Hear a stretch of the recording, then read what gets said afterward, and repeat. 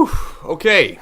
Welcome back, guys. This is week 2 of the weeks of love that I'm going to be doing.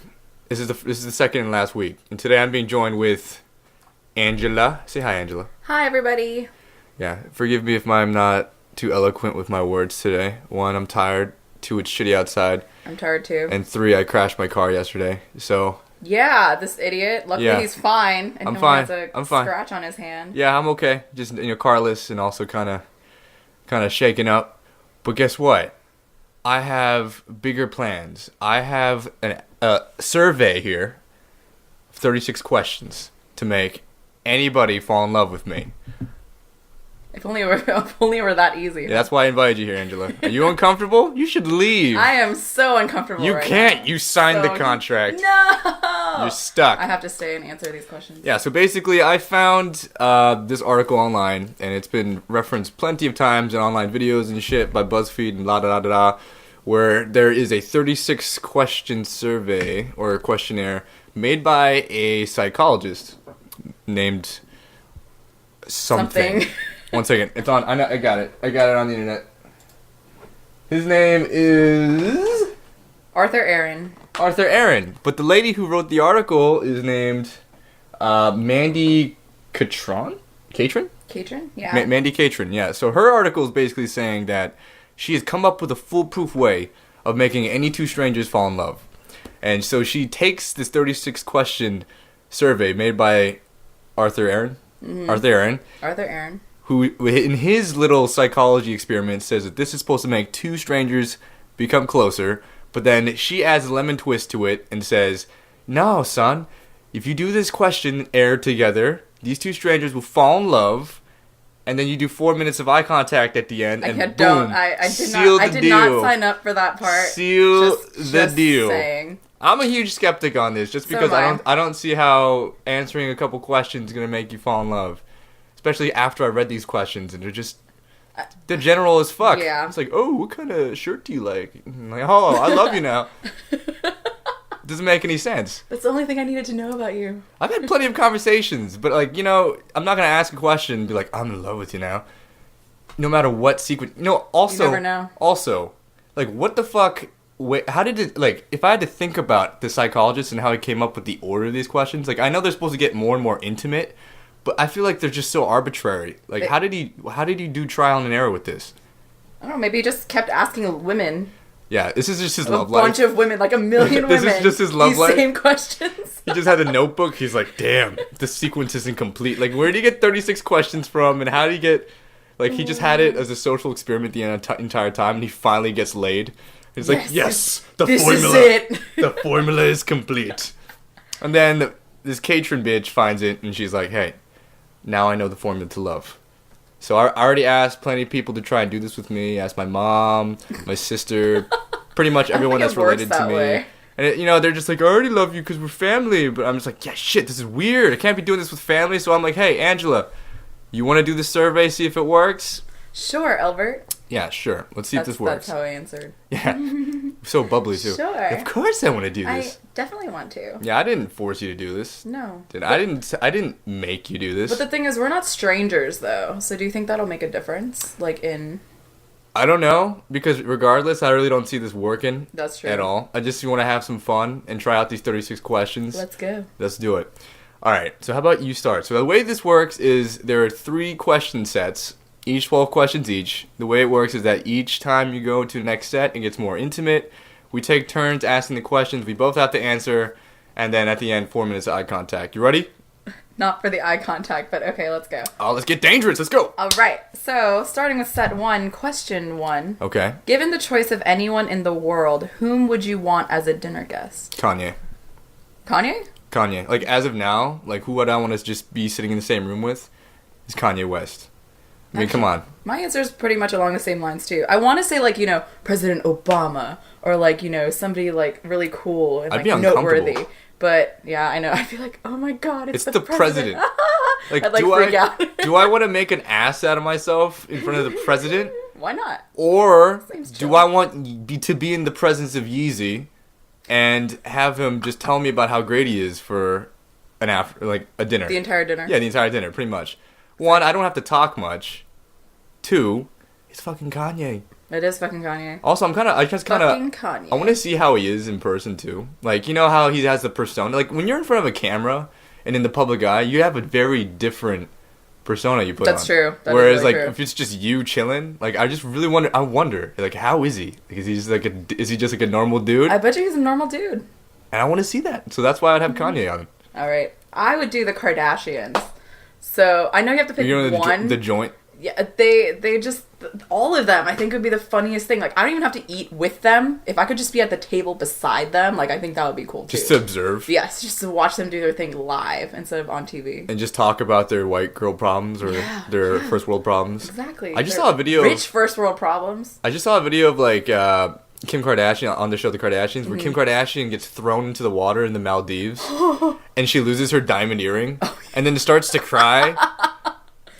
It's like, what was it, like $50,000 earring or something, and she's like walking back to her hut and just crying, and everyone's like, what's wrong? And she's like, I just lost my earring in the ocean. Oh my god. And then the scene ends with someone yelling back at her, Kim, people are dying.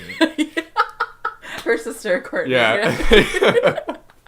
People are dying. People are dying. The fuck are you crying about? Alright. That was question 1. Let's go on to question 2. Would you like to be famous, and in what way? No, I don't want to be famous. You don't want to be famous? I don't want to be famous.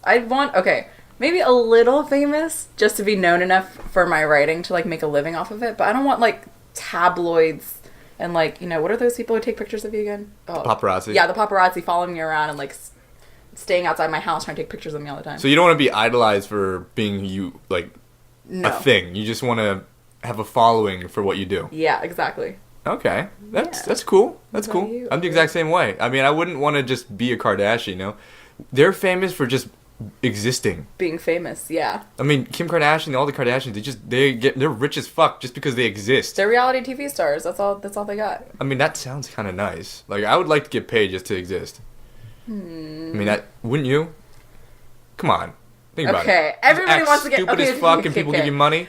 Getting paid to exist is different from wanting to be famous. So yes, this is true. I would want to be paid. I brought the money into it just because I relate fame and money together.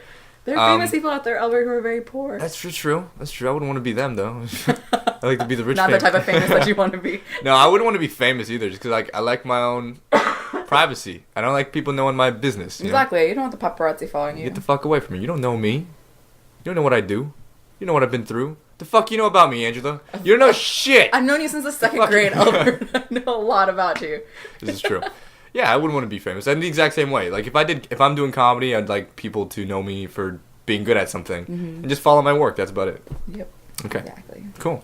Next question. Before making a telephone call, do you ever rehearse what you're going to say? If so, why? I've only done it once. You've only rehearsed once? I've only done it once. Was it for like a job interview? Like something that you had to rehearse for? No. It was to ask a girl out when I was really little. Oh, that's so cute. When I was like, elementary school little. Like, I was very young. And it's not even like the whole like, oh, let's get some bitches and fuck. Yeah. That's high school. Elementary school is like, ask the girl to go with you and your parents to a movie. Can she hold my hand? I wonder if she'll hold my hand. Yeah. I mean, it's weird how back then you think about that type of stuff. Like, you go as far as like, what if we bump shoulders? Ooh! Now it's like, how to get her naked. She looked at me. Yeah. Oh my god. But, yeah, I rehearsed that. I was like, do you... Fuck! Fuck! Didn't get it right. Bad intonation. And, yeah, it's cliche. I know. But, yeah, I did it. I think that was like the only time. You never rehearse other than that? No, like I've been pretty comfortable in public speaking and just, you know. I am too, but I rehearse on the phone. I rehearse in my head a lot. Like I don't know what it is about the phone that gives me like anxiety. Like even like my best friends could call me and I would still be like, you get anxious on the phone? Yeah, I get anxious on the phone. If I were to call you, you'd be anxious? Yeah, I'd be like I don't know. I just don't like talking on the phone. So whenever I talk on the phone, do you think there's like an audience watching you? Yeah, I don't know. It's some psychological. I've probably been brainwashed or like had some trauma. As a kid. I don't remember. Your parents like talking to phone, Angela. talk on the phone. Mommy, no. Yeah, I love public speaking. Like, I don't mind it at all. But talking on the phone one-on-one with a person, even people that I'm close to, can't do it. You can't do it? I can't do it. Yeah, it's hard. It's rough. But, like, not for me. Shut up. It's just... It's just... Oh, Elbert's so good at talking No, on the phone. it's just like a disjointed... He's so cool. It's just like disembodied heads talking to each other. That's how I envision it. It's true. It's true. But I don't know. I just can't. You know what might help? What? If you just imagine that you're speaking into a cup with a string through it. I don't think that'll help. I'm still probably nervous. Even if it was a cup and a string. Angela, want me to go downstairs and get 2 paper cups and a string and see if you get nervous? You're speaking into a microphone right now. I know, which is funny, right? Because even if we're having this conversation on the phone, or actually, okay, after seeing the person's name flash on the screen and then picking up, after a little bit, I'll just be like, oh, okay, whatever, it's fine. Yeah. But I don't know what it is. I just get like all this anxiety when people call me, or I need to call. Is that I need to call someone. Is that like the biggest thing that causes you anxiety? No. Like the phone? No. Maybe. I don't know. Maybe I think it might be. Might be. Yeah. I've never seen you flustered about speaking to anyone before. Oh my god, yeah, but on the phone, just the phone. What about you? Have you ever rehearsed? Oh, did you say you do rehearse? I do rehearse. Oh, especially like if I'm doing for work or if it was for a job interview, like I always rehearse all the questions in my head before I make a call. I find job interviews to be kind of easy. Really? Hate you. Because like if it's a guided.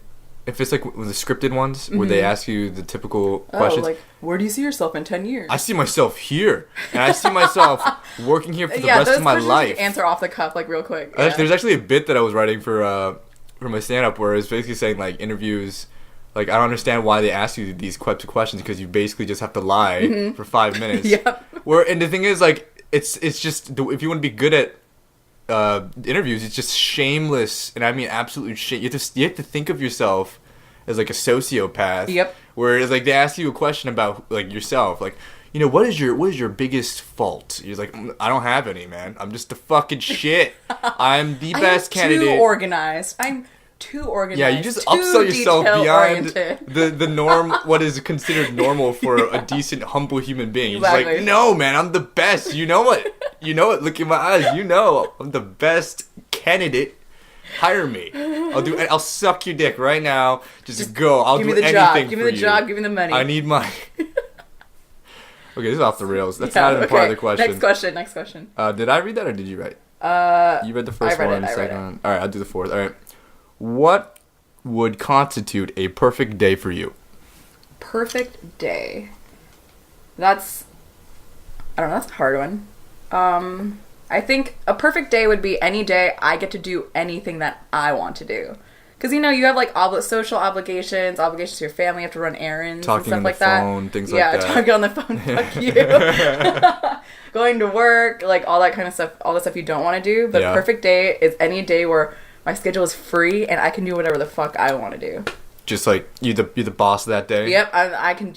You don't have to answer to no one? I make the choices, I make the decisions, like, that is a perfect day. Your Saturdays aren't like that? My son is usually like that. I'm like, it's the fucking... Oh, shit, my microphone fell.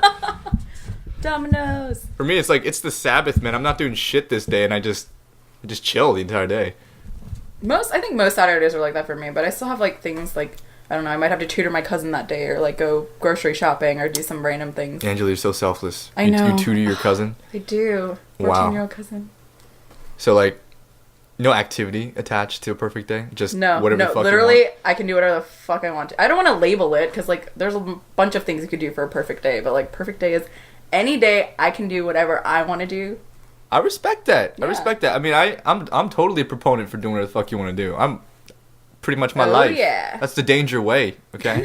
Keep it up, Angela. That's the danger way? You might get recruited to the Danger Clan, okay? So I want it. no promises, no promises. You might have to share a room with... I'm waiting for my invitation in the mail, Elbert. Weird-ass Love Dr. Danger, who, by the way, recommended this survey that we're doing right now. Yeah, he's the one who was like, hey...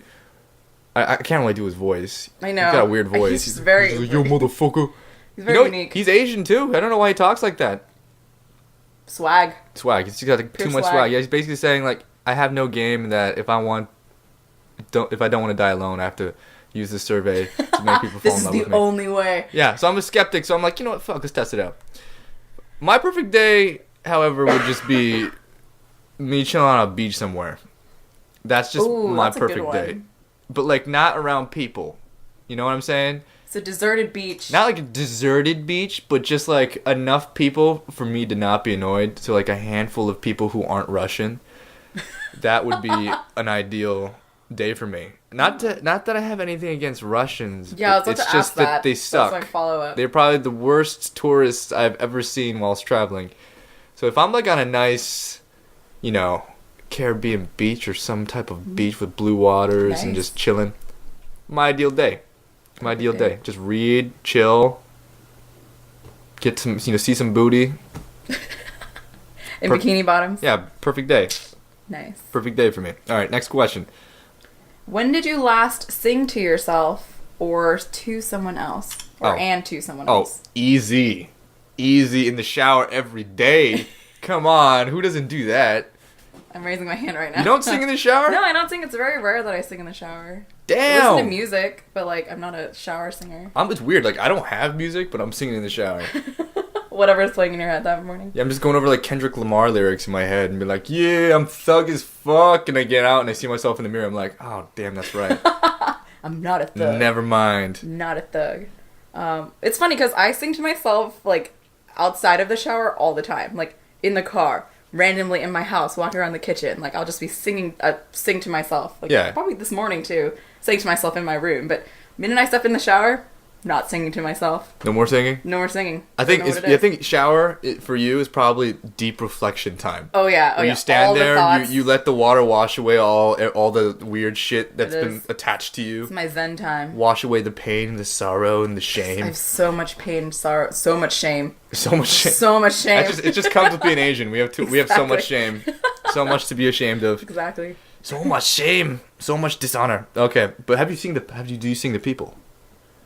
I don't sing to them. Yesterday, actually, me and my friends were on the National Mall. Yeah. Slightly intoxicated. I thought so, yeah. But we were belting out Alicia Keys. We were like, yeah, we should make an a cappella group. We're all so good at singing. Like, we could win a Grammy. Like, in reality, just a bunch of drunk fools. Girls, like, singing screaming in the middle of the National Mall. Damn, I missed out. I should have came. You should have come. Fuck. You could have been, like, the deep part of our a cappella group. Nah, you should. I don't sing. Like, I don't sing. Neither do we. I know, but like, some people are like, my voice is really bad. Me, I'm serious. Like, I can't sing at all. Like, if I try to sing, I'll probably end up hurting somebody. Like, I feel like it's malicious if I do it, Like, the only time I ever do it is I'm drunk. It's an intent to kill your ears. And I'm doing karaoke. Because then it doesn't matter. Because everyone's drunk. Everybody's wasted. Banging tambourines and just screaming. Into a microphone. Exactly. So that's all I do, man. All right, next question. Oh no, my question disappeared. Do you want me to ask it? No, wait, I got it. Just give me a second. Where'd it go? Okay. Next question. If you were able to live to the age of 90 and retain either mind or body of a 30-year-old for the last 60 years of your life, which would you want? Okay, I remember reading this question because I was like, mind of a 30-year-old, body of a 30-year-old, right? Because those are your choices. I was like, should I be the vain one and say I want the body of a 30-year-old for the rest of my life? I didn't really understand this question, to be honest. Really? I feel like there's only one way to go about it. Why? What do you mean? I'll let you answer first, but I feel like there's only one way you can go about this question. Oh. It's a really weird question. Well, I'm picking mind of a 30-year-old for the rest of my life. Mind of a 30-year-old. I want to have a body of a 30-year-old, but some 30-year-old bodies are not that great, so might as well just retain the mind. They're not like, hey, do you want to keep a dad bod for the rest of your life? Yeah. But it's just like, hey, do you want the metabolism and the energy, the vicariousness of being 30? Yeah, no, I'd rather have the mind. Because, what's the point in having all of that if you can't think? See, I thought, I went about this question the other way. Okay, then I'm like, as you age, you grow, and if you just keep a mindset of a 30-year-old for the rest of your life, then you're no longer growing, you're just stuck, you're immature, but, the problem with aging is that you gain the experience in life, and then you're just so old you can't do anything with it, because you're 60 years old. You're old now. You want to sleep. You don't have the energy as you once did. So for me, but that's why it's a tough question. Yeah, for me, it's like I just keep 30-year-old body, and then I keep aging, and train your mind, the wisdom that comes with getting older, and then I could still fuck like a 30-year-old. There you go. Your 90s. Until I'm 90, and what's not to want right there? And I guess I'm vain as fuck from wanting it. Oh no, that is pretty freaking vain. Nah, man, I'm going mind. You're going mind? I'm going mind. You're gonna keep the mind? Be sharp. You want to be sharp? Why would I be? Some 80-year-olds are not. They're going. Like, their minds are gone. But would that be physical though? Because it's your brain is. But that's what they're asking you. Is that what they're asking? That's why I didn't understand this question. So, do you want to look like you're 30? It's a hypothetical question. But like, I know a lot of like old people who are sharp as fuck. I think it's a lifestyle thing. You know, like there are people who just don't do anything. Yeah, but then you can keep the mind of a 30-year-old and just work out your body. No, but you age. That's the thing. I know. That's I feel like I want to be pretty forever, Elbert. I just want to be pretty. I just want to look this handsome always. God damn it. All right, let's go next question. Next question.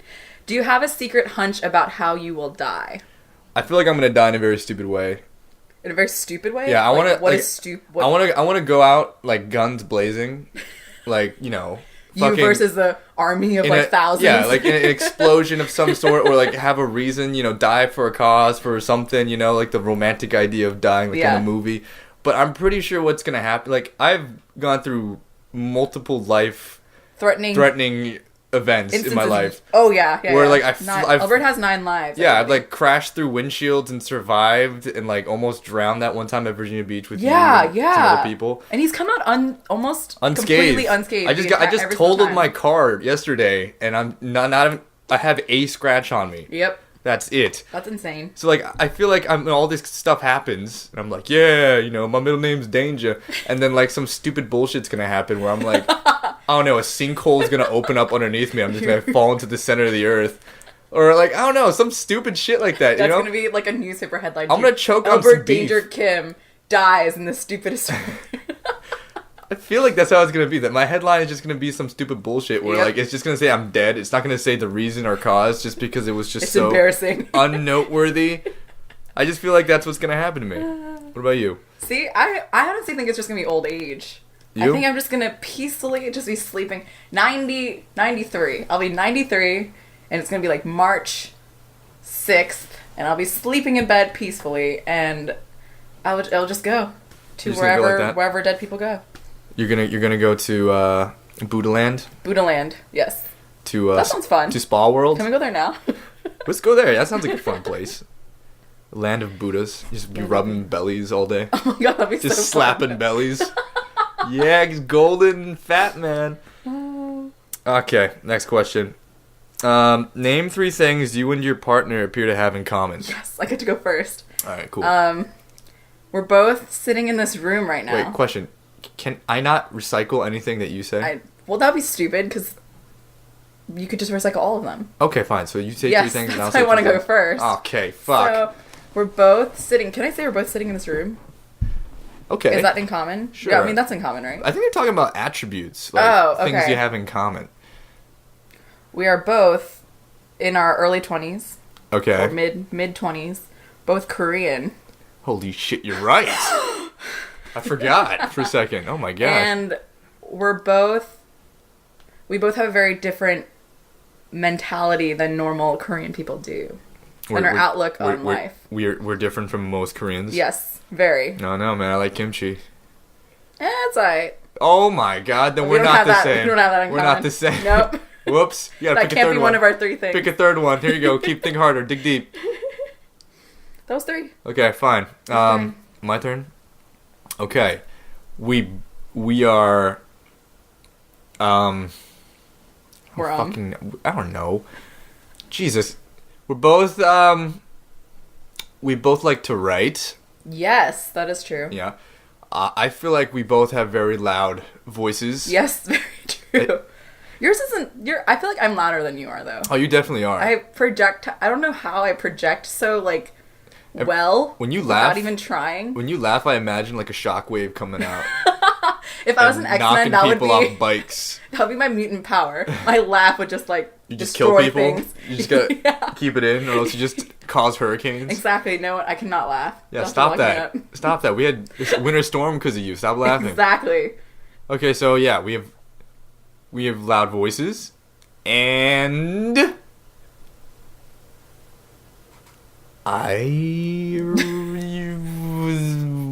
What we're pretty Both similar wearing skin. pants. We have black hair. Both have black There hair. There you go. There you go. That's 3 things. That's good. That's 3. Let's go. All right. Next question. For what in life do you feel most grateful? Most grateful? Mm-hmm. For what in your life do you feel most grateful? I have people who love me.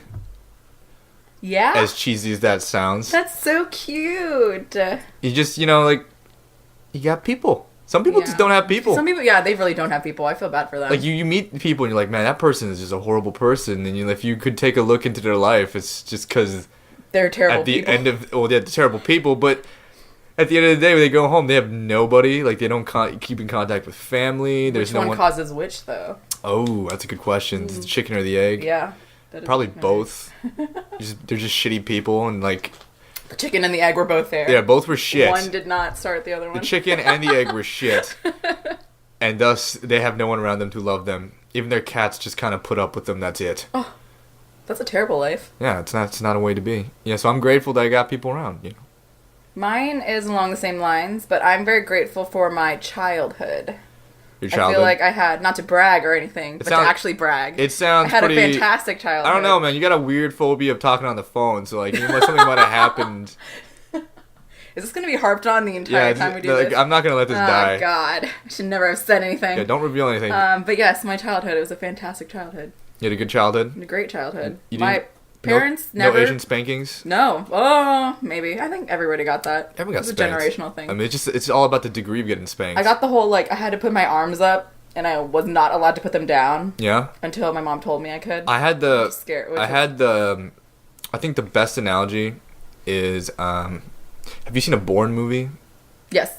You know how, like, every single fight scene is, like, intense as shit? Yeah. That's basically, like, every one of my beatings. Oh my God, It was a Bourne Elbert. movie. It was a Bourne movie right there. His mother is like, I can hear this conversation. I wasn't Jason Bourne. In any of those scenes, I wasn't Jason Bourne. You were just Elbert sitting there waiting for it to be over. I was the security guard that got bodied by Jason Bourne as he's walking through the hallway. And that's pretty much my childhood. No, that's good. I mean, yeah, you had a good childhood. It was fantastic. Good for you.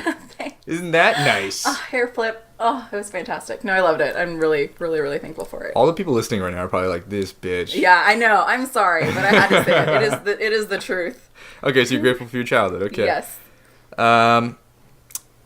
What up? Number 10. If yes. you could change anything about the way you were raised... Okay, well... If you could change anything about the way you were raised, what would it be? Oh, well, I just said my childhood was perfect, essentially, so I would not change anything. You wouldn't change... Oh, my God. I'm kidding. I'm going to reach over there and smack you. I don't know. I don't know. This one's a hard one, because I'm sure there's something. You go first. Let me think about it. You want me to go first? Yeah, because I just asked myself my own question? Okay. Yes. Okay, fine. Elbert, if you could change anything about the way you were raised, what would it be? Okay. I would wish that people were around more. Oh. Yeah, because dad, absent. Mm-hmm. Mom, single mom, always working, not around after school. Sister was at school, in college, and then law school. Right. Oh, yeah, you guys have a big age gap. Yeah. And then my mom also wouldn't let me go out and, like, hang out with people. So it's like I was just home alone all the time. Lonely. Yeah. You'd want to be less lonely. And I'd be lonely. And then I discovered the internet. And then I wasn't lonely ever again. But then I was corrupted by the internet. Oh, yeah, that's true. That happens. It's disgusting. The Well, internet is were. vile. Yeah, but not to the degree that a lot of other... You find some places. You discover things. I did not discover those things. Yeah. See, like, you're sitting there like, I go to BuzzFeed. And like me, I'm like, yeah, I went to some vile-ass message boards, man. Oh, God. Whereas, like, everyone thought I was a 50-year-old black man when I was 16 years old. Just the way I typed. And then one day I was like, yeah, I'm like 16 years old. I'm underage. I'm 16 years old and I live in Virginia. And they're like, ha ha ha, yeah, dog, shut the fuck up. That's not true. No, you're not. But I am. Yeah, but seriously, guys. No, but yeah, I think that was the only thing I'd change. Be like, have people around more. Oh, okay. I think I thought of it. I think I had an older brother and I had all male cousins growing up. So I was always treated like one of the guys instead of like as like a girl. That's a good thing. Which was a great thing. It's a good thing. Welcome to the man's world, man. Thanks. It's so great to be here. Yeah. No, but I wish I was treated a little, or not treated a little more girlier. Maybe treated a little more girlier, but like told to act a little more womanly or like ladylike, because those things. I thought you were a dude for like 8 years into our friendship. And the hair probably didn't help. Yeah. And like terrible clothing choices. Yeah, I was just like, this is a dude. And one day you're like, what are you talking about? Thanks. But yeah, I did not grow into my girliness until probably like. Hey, college. Wait a second. Are you reinforcing gender stereotypes now on my podcast? Yes, I am. Get the fuck out of here. It's Adam and Eve, not Adam and Steve. Was that the proper... I have no idea. I don't know. I have a very hard time feigning outrage, but... Okay, well... Okay. I feel like you found your lady... You grew into a nice young lady. I am such a lady. You're sitting here like talking about like, I got too many males around me. I do. Too many dongs. If any of them are listening, can you please stay away from me and stop calling me? Because the phone makes me nervous. You're doing it to yourself now. I am. But I'm very self-deprecating and I enjoy it. It's cool. I mean, that's the best type of humor, right? Yep, it is. Take 4 minutes and tell your partner your life story in much detail. As much detail as... What the fuck? Really? In as much detail as possible. Yeah. So 4 minutes? You were what is up with this? Yeah, 4 minutes. 4 minutes. Well, you were supposed to read this one to me, weren't you? Oh, yes. Take 4 minutes and tell your partner your life story in as much detail as possible. All right. I'm setting the timer on my phone right now. All right. Let's go. Boom. All right. So, I was born in Anchorage, Alaska. And if you're like, yo, what the fuck? How were you born in Anchorage, Alaska? It's because my father was in the military. Mm-hmm. And so I was born on a military base. I was born on a military base in Anchorage, Alaska. Interesting place. No, I don't remember any of it because I was a baby. My only memory, probably the earliest memory I have, is when a moose smashed its head through the window because it was hungry and it smelled our dinner. And then it got stuck, and I got front row seats as a traumatized baby in a baby seat. Mooses as a moose. Are violent? I had no idea. Not violent. It's just like he smashed his head through the window, got stuck, and then freaked out. And then I guess some guy came and like tranquilized it, and eventually like took it away. Holy. Okay. Yeah, that's my only memory of Alaska. Anyways, my dad kept getting transferred, and I moved around to a lot of other interesting places like Hawaii. Mm-hmm. Lived in Hawaii. Don't really remember it either because I was super young. That would be a cool one. I do remember like beaches and it being hot and there's some really intense thunderstorms and stuff. And then like, scary stuff. Yeah, moved to Pennsylvania, back to Washington State. Was living in Tacoma, Washington for a while. Mom and dad split up and my dad just said peace and left. How nice of him. Yeah, well, he's a great guy as you can tell. He just left and never came back. And then they got divorced and I lived with my mom and my sister. And my sister was a hardcore student. She was really into the... What happened to you? I know, what happened? I told you, I'm the black sheep of the family. I'm like, comedy. And she's like, yeah, valedictorian of my high school. You remember when I was part of the high school? Yeah. I was just the class clown in high school. Yeah. That's all I was. I was the guy who just stirred the fucking pot and made sure there was trouble. Lots of pranks. Yeah, so... we're living in Washington. My sister was a good student. She gets accepted to university in Georgetown in the East Coast. So my mom's like, yo, fuck it. We're going to pack our stuff in a car and we're going to drive all the way across the country to Virginia. So we did a cross-country road trip in a giant U-Haul van. And my mom drove that U-Haul van, a manual van, all the way across the United States to here. And then I got here and then had a stable, very peaceful, and I would consider boring. It was probably when I was like first or second grade. Okay. Yeah, so I just basically lived here, chilled, grew up, had a pretty decent and normal childhood from then on, and met you in elementary school, went to middle school Which I don't remember. And high school. You don't remember? No. You don't remember that? You don't remember like you, me, Sonny, way back in the day we used to chill? No. Okay, well, it's fine. Sorry. Fuck it. That'll be left out of my story. Okay. It's okay, don't worry. It's not like it means anything to me. It's just, maybe I just made that up. You never know. You wouldn't know, because you don't remember. Yes, and then like, went to college, went to Boston University. The thing is, me telling you all this. Yeah, I know. We both this. know each other's life stories. You know what's going on with 4 minutes, me. Yeah. Yada, yada, yada. Okay, after college, what did you do? I graduate. For your listeners. Yeah, I went traveling for 2 years, worked in Korea for a year. Where else did you go when you were traveling? Came back. You know where I went. I know, but where I went. This is stupid. Fill 4 minutes worth of... I don't care. I'm talking to you right now. I don't care. Tell me things that I would not know about your life story. you would not know. Yes, things that I would not know. About my life story? Yes.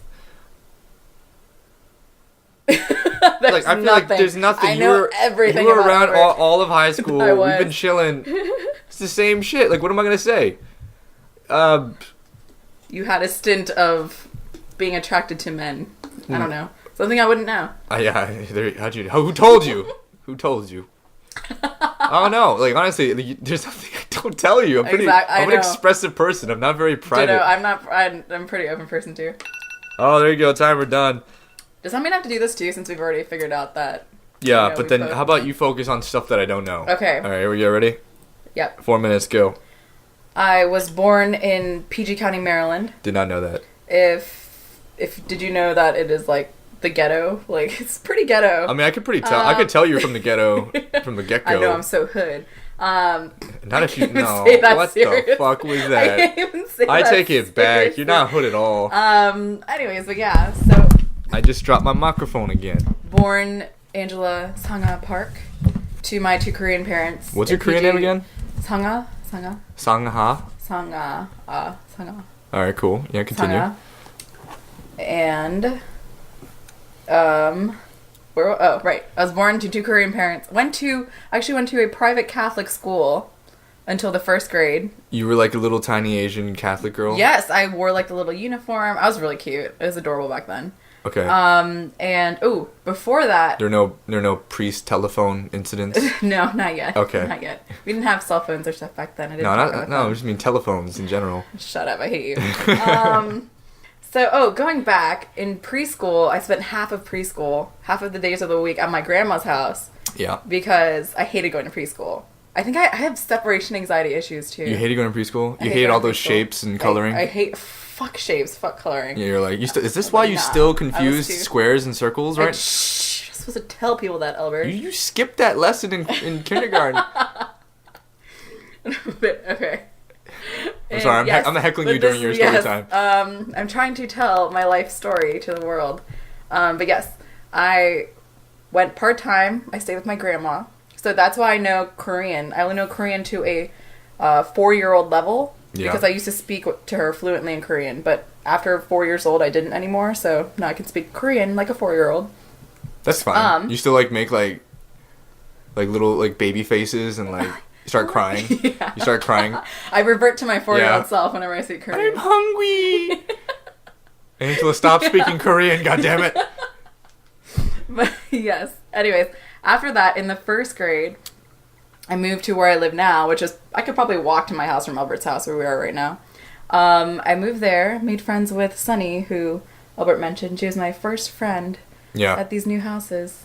Went to elementary school with you and a bunch of other people. This is a boring life story. Yeah, we don't like elementary school, went to middle school, went to high school. Put some like bear attacks in there, like The Revenant or something. But no such thing. No, nothing entertaining. Oh, yeah, you had a nice childhood.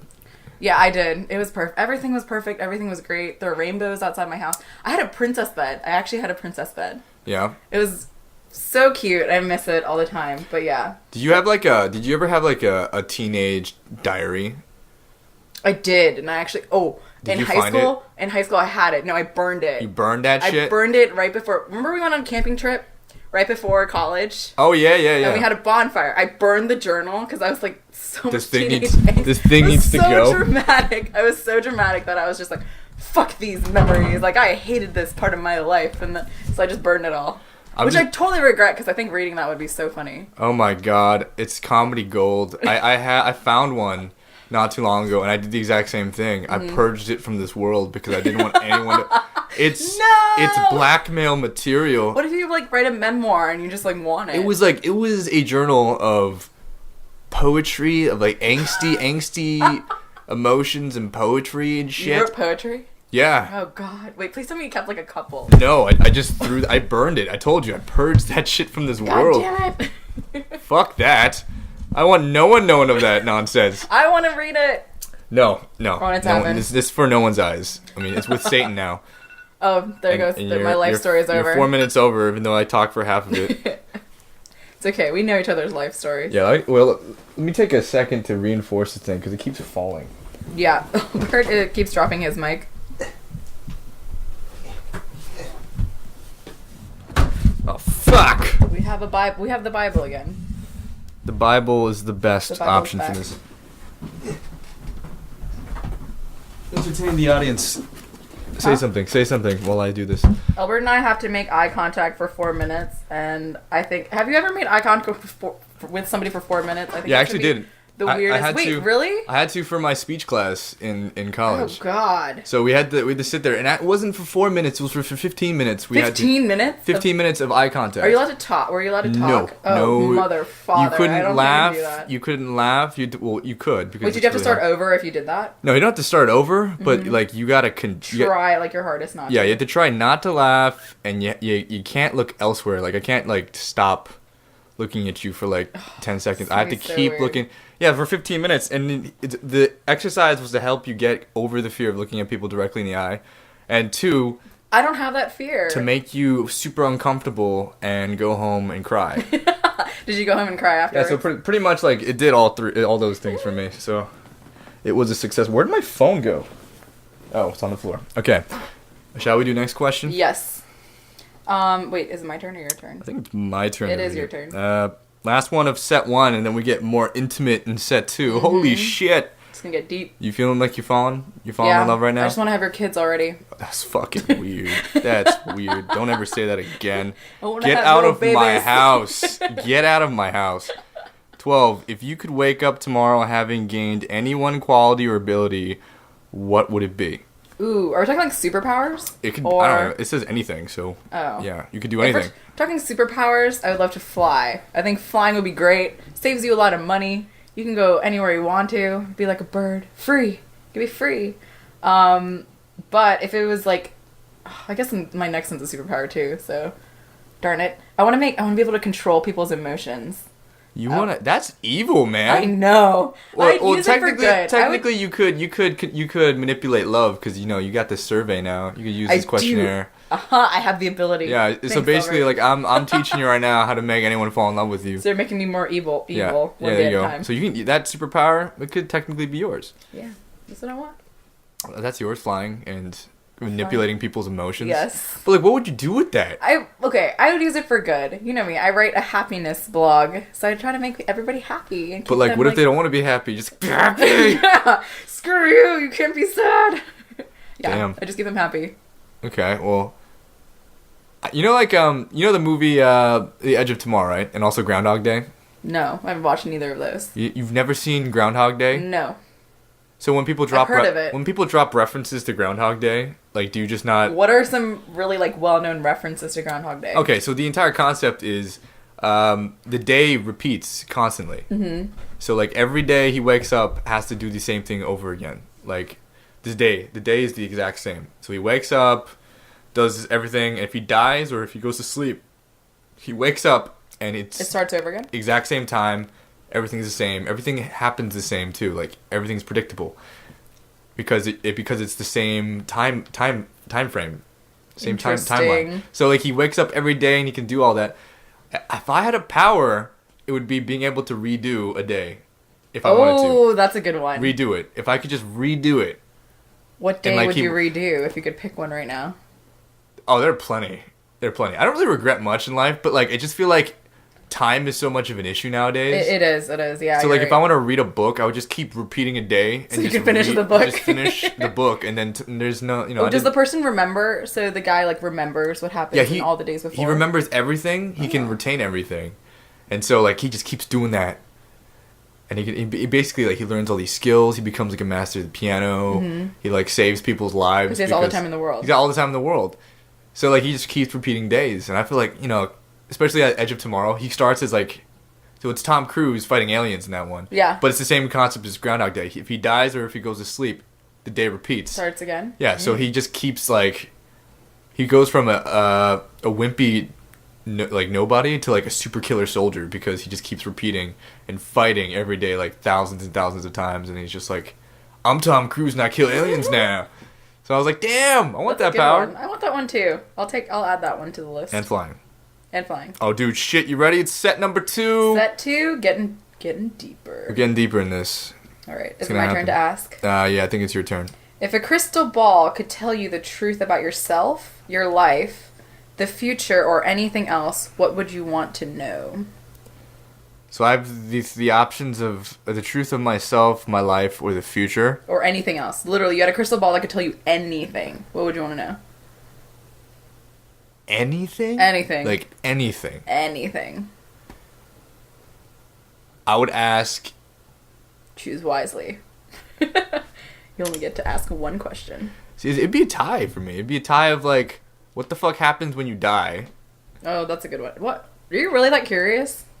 Yeah, because it's the one thing. It's the great divide. It's like no one can tell you because no one can die and come back. Elbert will be the new prophet, and he'll just be able to. I want to just know, like, you'll what have happens. a mass following in your religion. Yeah, it's curious because, like, it's the only thing you can't. Dangerism. Oh yeah, definitely. Be like, yeah, I died once. Dangeranity. I'll follow you. The prophet of danger. Yeah. Everyone, yes. Welcome. This is what actually happens after you die. All my churches will just be called danger zones. Yep. That'd be awesome. That'd be pretty cool. Let's just start the following right now. Yep. Get the cult going. No, yeah, I mean, just because you don't know, you can't. No one knows, you know. And like, you got all these people debating as if they do know. They're like, yeah, it's clear. It's in the Bible. Of course. As the Bible is clearly placed right in front of me right now. Mm-hmm. So yeah, people just they debate, they yell at each other about it. And they're like saying that they know, but no one really knows. What's the other question? Is this actually real? Oh, like or like we in the Matrix or something like that? Yeah, well, not like the Matrix, but like I don't know, man. I tripped shrooms. I tripped shrooms for the first time not too long ago, and I had a weird trip. It was kind of bad, actually. It was very, very bad experience. What happened? It was just it just seemed so real. It just seemed so real, but then at the same time, it wasn't real. And is this the reality, or and the thing is, like, I kept. Those the reality? Here's the thing: like it was like, I kept going through different realities, and waking up, and then I would be in another reality, and after a while, I just lost track of what was the actual original reality. Ooh, that's scary. To the point where I woke up and I wasn't even sure if you were, because I eventually passed out on it. I went to sleep, and then I think in my sleep I was dreaming more of these possibilities, and then I woke up in the morning and I was touching my face to see if it was real. But like, was it? Yeah, and then I'm like, but then is reality actually real? Is this real? Like, what makes it real? Is it because I wake up and it's the same thing, or because I can touch things? Like, I could touch things when I was tripping and it wasn't real. That's crazy. It was so strange. It was. Now you're making me question if this is a reality or not. Yeah, like I didn't know if this was real or like what is real. It really kind of opened, because you can debate it in a philosophical way. You can debate it, but like you experience it. It's a totally different ball game. Holy crap! Note to self: do not experience it. Yeah, I didn't. Yeah, it was scary. Yeah, it was scary for me. Yeah, but yeah, what would you ask from the crystal ball? Well, nothing so deep or philosophical. I just like to get hashtag that deep. That was really deep. That was super deep. I get deep sometimes. I would ask whether or not there's a such thing as meant to be. Meant to be, like, is it written? Destiny. Like, so if we, like, let's say you and I were supposed to be, like, super famous, and no matter what happened in the world, we're both going to be super famous. We are, but yeah. Yeah, I mean, obviously. I mean, clearly. But yeah, we could sit in this room, and no matter what we did, we just sat in this room, people brought us food, whatever, but we were destined to be famous, and it would happen. I'm pretty sure. It was meant to be. Yeah. Like, somehow this podcast recording got, like, huge, and we just became famous. Damn right. Sat in this room. It's going to happen. But yeah, is meant to be really a thing, or, you know, are we just going about lives and there's no, like... You know, I like, this is something I think about a lot, too, like, do we have full agency over life, or is it some scripted, is it 50-50, or is it just one or the other? Like, when I was younger, I just hated the idea of fate, you know, like destiny, all these different things. I just thought it was bullshit, and that, like, we have control and all that other stuff, and then, like, more stuff has happened, and I started to, like, question, like... Oh crap! Is this like?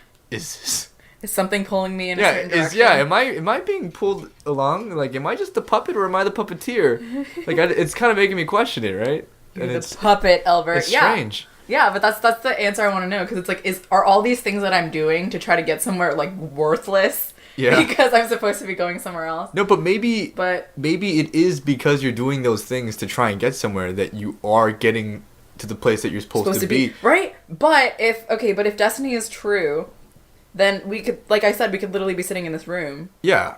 And if we're meant to be famous, we're gonna get famous. But you wouldn't do that, though. I know, obviously not. That's the thing. Like, but that's why I want to know the answer. Because if destiny is really a thing and all things are meant to be, then we could just sit and wait. Well then, like... I'm just lazy, that's why I'm asking. You just want to justify I just sitting. don't want to do anything. It all came out in the end. I was confused. Like, why the fuck you want to do this? Plus, people use it as an excuse all the time. Like, not as, like, a good thing. It is written. Yeah, it's like, oh, yeah, that was meant to be. I'm not going to study for this test because it's meant to be that, I'm going to get a good grade. Or, I don't know. You know what I mean? Like, people use meant to be as an excuse. That's a cop-out, Yeah, it is a cop-out. But, like, when you talk about it in a more, I guess, practical stance, like, not just as, like... I mean, I feel like the way you're saying it, like, that way is kind of like the YOLO of deep philosophical, like... it was... this didn't happen because it wasn't meant to be. Yeah, Carpe Diem was... perversely turned into YOLO. Yeah. And then now, like, destiny and all of that is been, like, corrupted by, like, the youth of being like, yeah, if I'm gonna die taking this shot, it was meant to be. Yeah, it's so stupid. Yeah, it was, because you're fucking stupid, and you're dead now. Hey, my questions disappeared. My phone sucks. Would you like me to read the next one? Yeah, could you read the next one? Sure. Is there something that you've dreamed of doing for a long time? And why haven't you done it?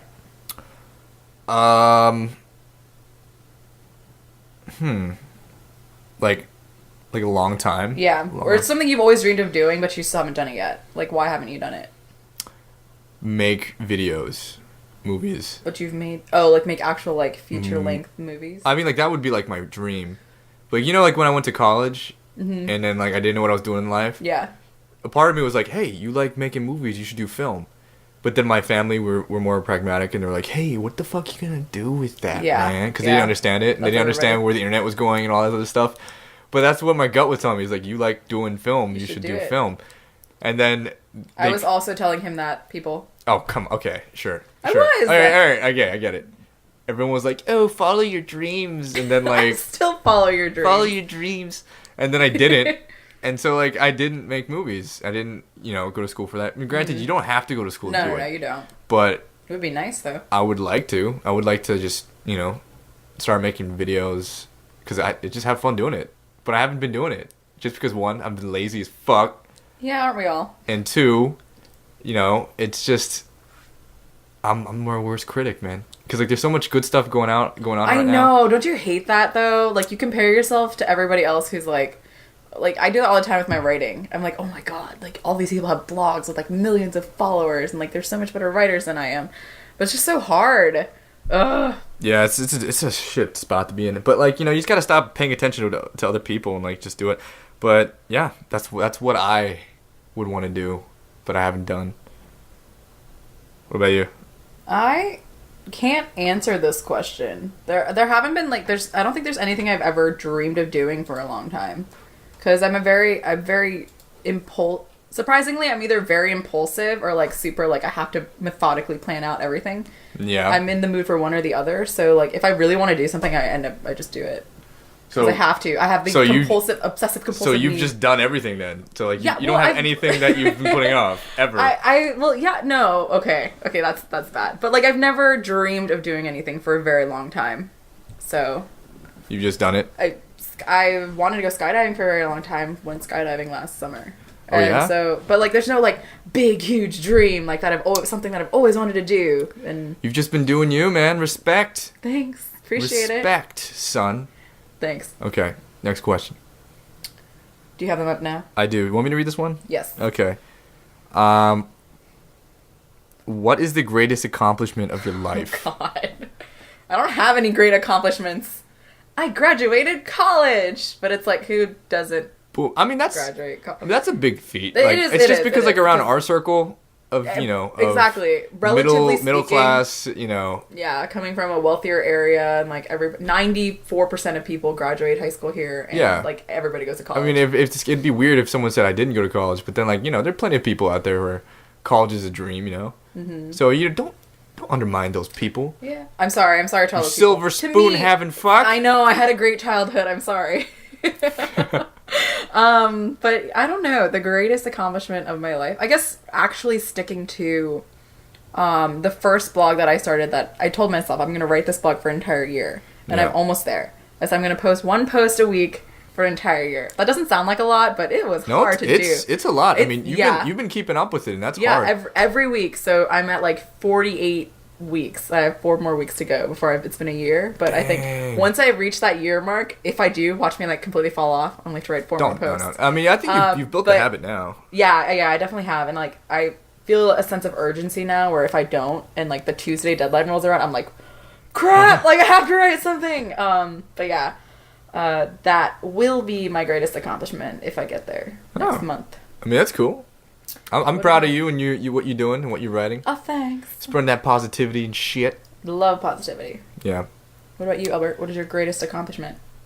I haven't really accomplished much in life, clearly, but we're young. Yeah, we're young. I would say, just for me, in a personal level, I think traveling was the biggest accomplishment for me. Just because, like... That's a good one, too, because a lot of people aren't willing to do that either. Drop everything and just go. Yeah, I just circumnavigated the globe with a backpack and funds that I raised, and I just somehow survived... Barely. From country to country. Yeah, dengue fever, whatever the fuck that is, and, getting punched in the face periodically. That's, But I survived that. Whatever doesn't kill you just makes you stronger. And there are tons of lady boys and drugs and shit. If you ever get lonely. Yeah, exactly. You got lady boys to comfort me in Southeast Asia. But yeah, I just feel like I learned a lot from that. And it's just made me into a better person. And like, I feel like generally like the amount of progress I've made as a human being in those like 2 years is like high school and college combined. I'd go so far as to say like your entire life before that combined. Kind of, yeah. It feels like it's worlds different. People grow up a lot in their like early 20s, I think. Yeah. I think they don't. Older people don't remember that happens. Yeah. So. It's the thing though. It's like this is all personal. It's like I traveled and it's so impactful, meaningful, and special, and like. Yeah, I try to explain that to other people, but it means nothing to anybody else. Like I could say like, dude, like it was one of the most, life-changing experiences of my life, but they're just looking at me like, yeah. Whatever, man. You sat. There's no such thing. That doesn't happen. Yeah, you smoked weed on a beach. Yeah. Cool. Cool story, man. But yeah, it was good for me. That's awesome. All right. So then, what do you value most in a friendship? Loyalty. Yeah, loyalty. Why would you say it's loyal? This is not part of the questions, but why loyalty? Yeah, because I'm a very loyal person. Mm-hmm. Like, this is true. I just feel like if you're friends with somebody, like you have their back till you're dead. Time. Yeah. Yeah, I'd ride and die for anyone who I considered like a real friend. So like, just to be willing to go so far for a friend and have them not reciprocate kind of like feels like betrayal. Yeah. Like, I get punched in the face a lot. Literally? Literally. Or figuratively? I've got a mouth. I got a mouth on me, and then put alcohol. That is true. Put alcohol in the equation. Yeah. I'm fearless. It's just I will say whatever the fuck I want, and you're not gonna. You got to stop me if you want me to shut up. So like, yeah, I've been punched in the face many times. And the thing is, if that happened to my friend, if my friend gets punched in the face... You jump right in. I jump right in. Either to, like, break it up or to defend... Back him up, right? The thing is, like, if he deserved that punch, then I just break it up. But if he didn't deserve that punch, then I back him up at that point. But I don't just sit and watch, Yeah, Whereas, that's messed up. There have been points in, just growing up where that's happened, Where people just watch you get beat up. What the... Even I think I would try and interfere. Yeah, do something. Yeah. Oh but it's happened. And it, like, afterwards, even though there's no real obligation for them to, like, do anything, there's still kind of a gap in terms of, like, how close I can be with that person now. Because now I'm just, like... fights aren't, a good... They're not good. Like, no one wants to be in one. And, like, it's scary. Like, your fight or flight instinct kind of gets ignited. I'm sure it hurts. So like to be in that situation, and like I don't want them to be in that situation clearly, but at the same time, like I know I would jump in, and to see someone not do it and reciprocate, it's just like, well, fuck off, fuck you. That's why loyalty is like just kind of like true a huge thing for me. I don't know. That's just for me. That one's on the top of my list, but yeah, going to your point, like reciprocity. Like I think, am I using that correctly? Reciprocity. Reciprocation. Reciprocity is like the reciprocity. Is that the noun form? I think so. Okay. Anyways, we're just gonna say it is because we speak English. Anyways, but yeah, just like 50-50. I think that's like giving as much as you get. I think that's really important. Which is obviously not realistic, like completely 50-50, but at least, you know, be willing to go meet the same person halfway, like doing the exact same things that the other person would do for you. It's not like an even tab, you know. But at the same time, it's like as long as each person's giving a shit, exactly, and contributing, and they should. I don't know, that and empathy. I think empathy is really important, just because that ties into forgiveness a lot. Yeah. And I think a lot of people don't, even at our age, don't put themselves in other people's shoes enough. You know why? It's because they're busy texting. Okay. They're too busy on their phones. Avoiding people's phone calls. They can't empathize because they're like, maybe I might feel bad. Oh shit, I just got a snap message. Let me take a selfie real quick. They don't have time to feel bad. I honestly just feel like they don't have time. Like a lot of people have really bad empathy, and I just think it's because empathy requires you to take the time and think about it, whereas they don't really have to. Really? No, I think I feel like people, it's partially that, and like people are so focused on themselves that they forget to think about other people. They're like, oh, I feel bad. It's like, oh, they're making me feel guilty. Yeah, and the world, like the world revolves around them. Yeah, the world revolves around them, and it's like you feel guilty because you know you have something to feel guilty about. Like you would not feel guilty if why would you do this to me? They're making me feel bad, but it's like, dude, no. I don't know. There's a reason. But yeah. No, I agree. So empathy is high on your list? Yeah, empathy and 50-50. That's a good movie. Okay, next one. What is your most treasured memory? Ooh. That's a very specific question. I don't have a treasured all my memories are treasured. That's so cliche. All my memories are treasured. That's bullshit. I treasure all my memories. You on this podcast right now is going on the bottom of whatever list you have. But it's still treasured nonetheless. Maybe the least treasured, but still treasured. I think my whole trip to Peru, which I went with my parents, and fortunately I got to go there in a lap of luxury, which is great. But you're coddled. Yeah, I was. I still am. But yeah, that whole trip was like the most eye-opening thing that I've ever like experienced in my life. How so? Because it's a really diverse country, and I don't mean that in terms of like people. Peru. Like Peru.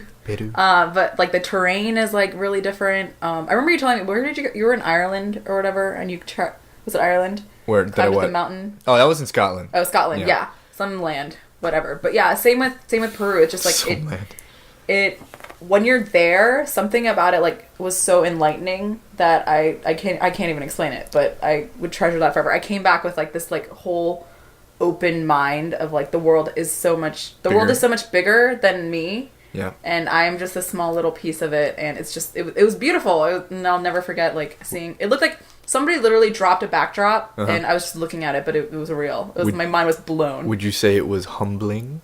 Very humbling. I'm such a humble person, but that just like clearly humbled me. My childhood is fantastic, and I have a college degree, and it means shite. I'm so humble. I mean, the humblest person ever. Clearly. What about you, Elbert? Me,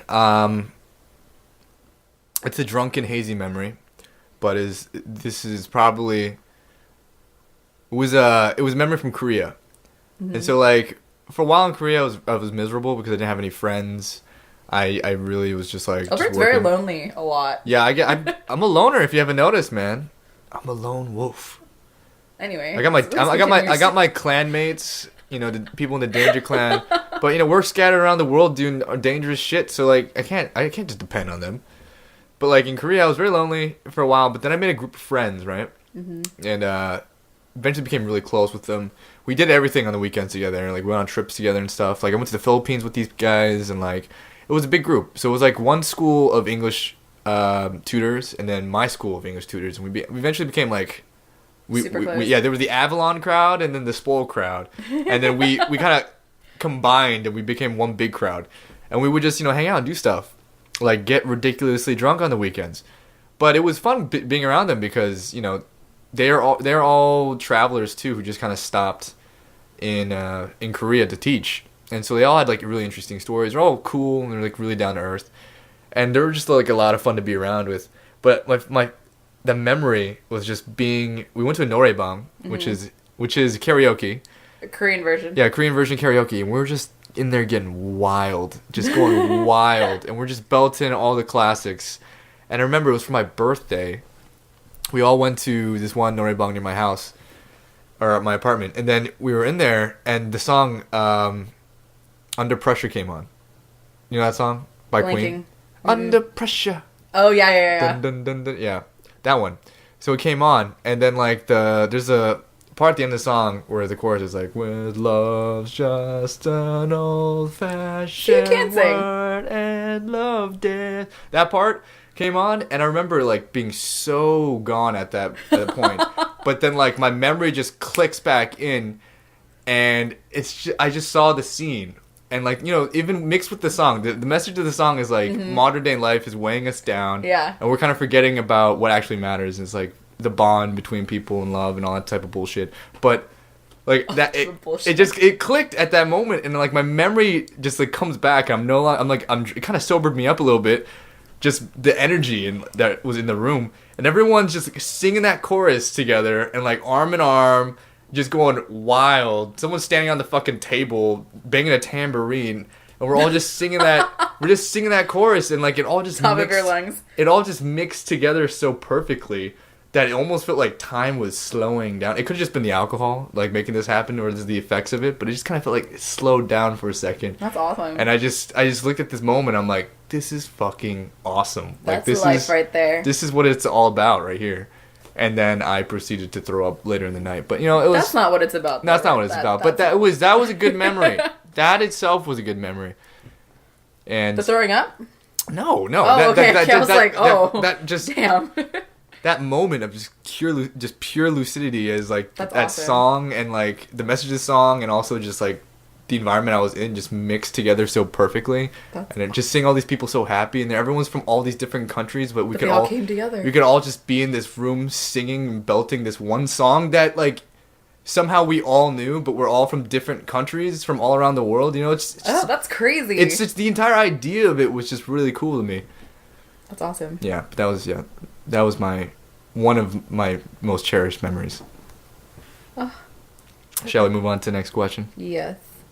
What is your most terrible memory?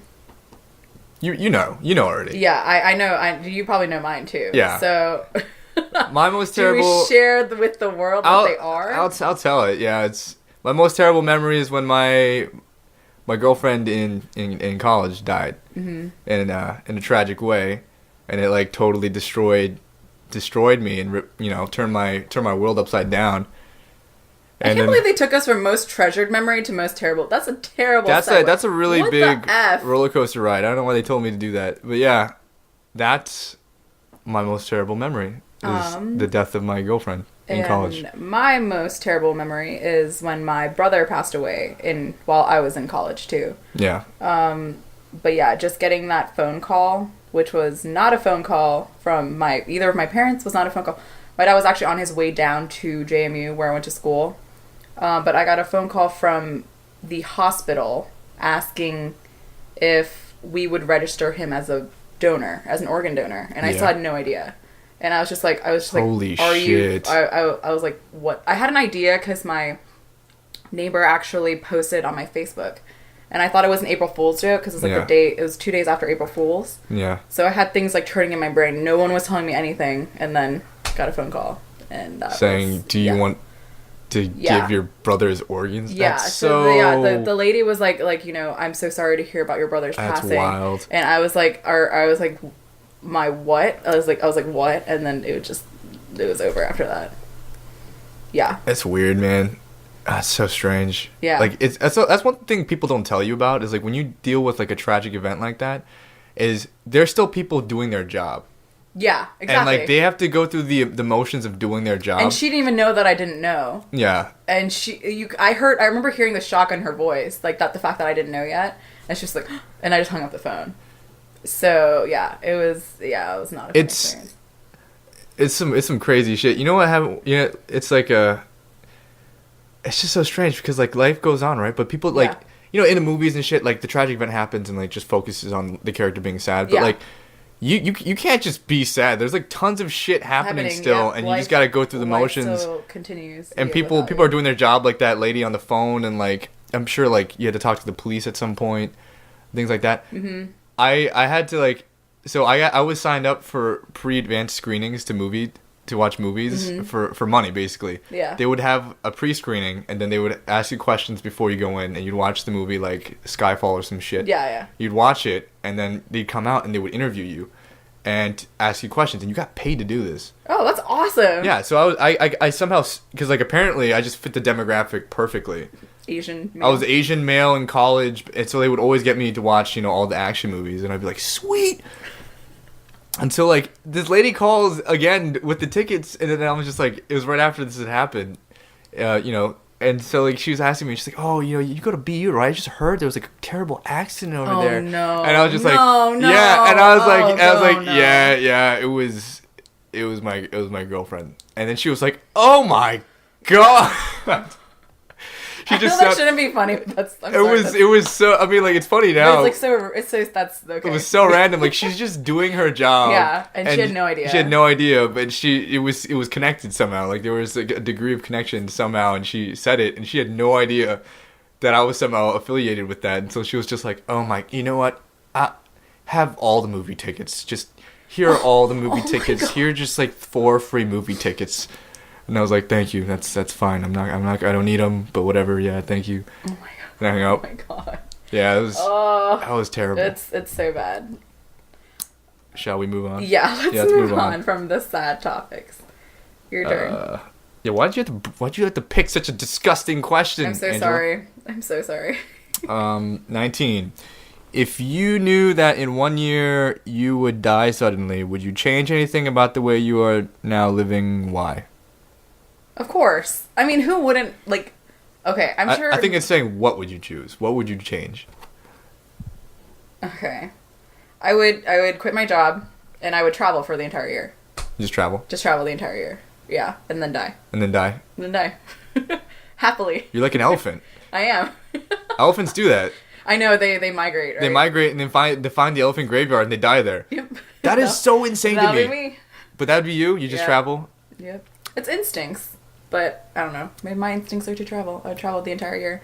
You don't have to wait till you have to die, Angela. I know, but just quit your goddamn job and go to Peru and Argentina and go all these places. A lot of the places that I want to go right now are dangerous, and American citizens actually aren't allowed to go there. Where? At the moment. Like Egypt. We're not supposed to travel there. You can still go. We can still go, but it's really dangerous. You can still go. Yeah, Egypt I know. is pretty bad. I know, I have no excuses. Still go. But Egypt is definitely a place I want to go. Okay, so then like you don't have to go to Egypt. What's another place on your list? Morocco. You go to Morocco. Spain. Spain but is great. I'm definitely going to all those places soon too, though. So it's not like I have to do it all over. Quit your job right now and just fucking go. Elbert is just the advocate of piecing out of your 9-to-5 life. That's actually why my answer is the opposite of yours. What is it? What would you do? You'd settle down? Not settled. I would just stop because like the thing is I've been flying around all the time. I haven't really had much time with the people who matter as much. Like my family. Mm-hmm. So for me it would just be like I'm dying soon. Spend as much time as I could with these people because like I've been traveling all over the place. And sorry, Mom and Dad, I forgot about you. Yeah, so like it's like. Even though this traveling's great, I would want to spend as much time with the people that matter to me before I pop off. That's true. Okay, fine. 6 months of traveling, 8 months of traveling, 4 months with my friends and family. There you go. But yeah, you gotta find balance. They've seen me enough, though. They've seen me enough. No, you're about to die, son.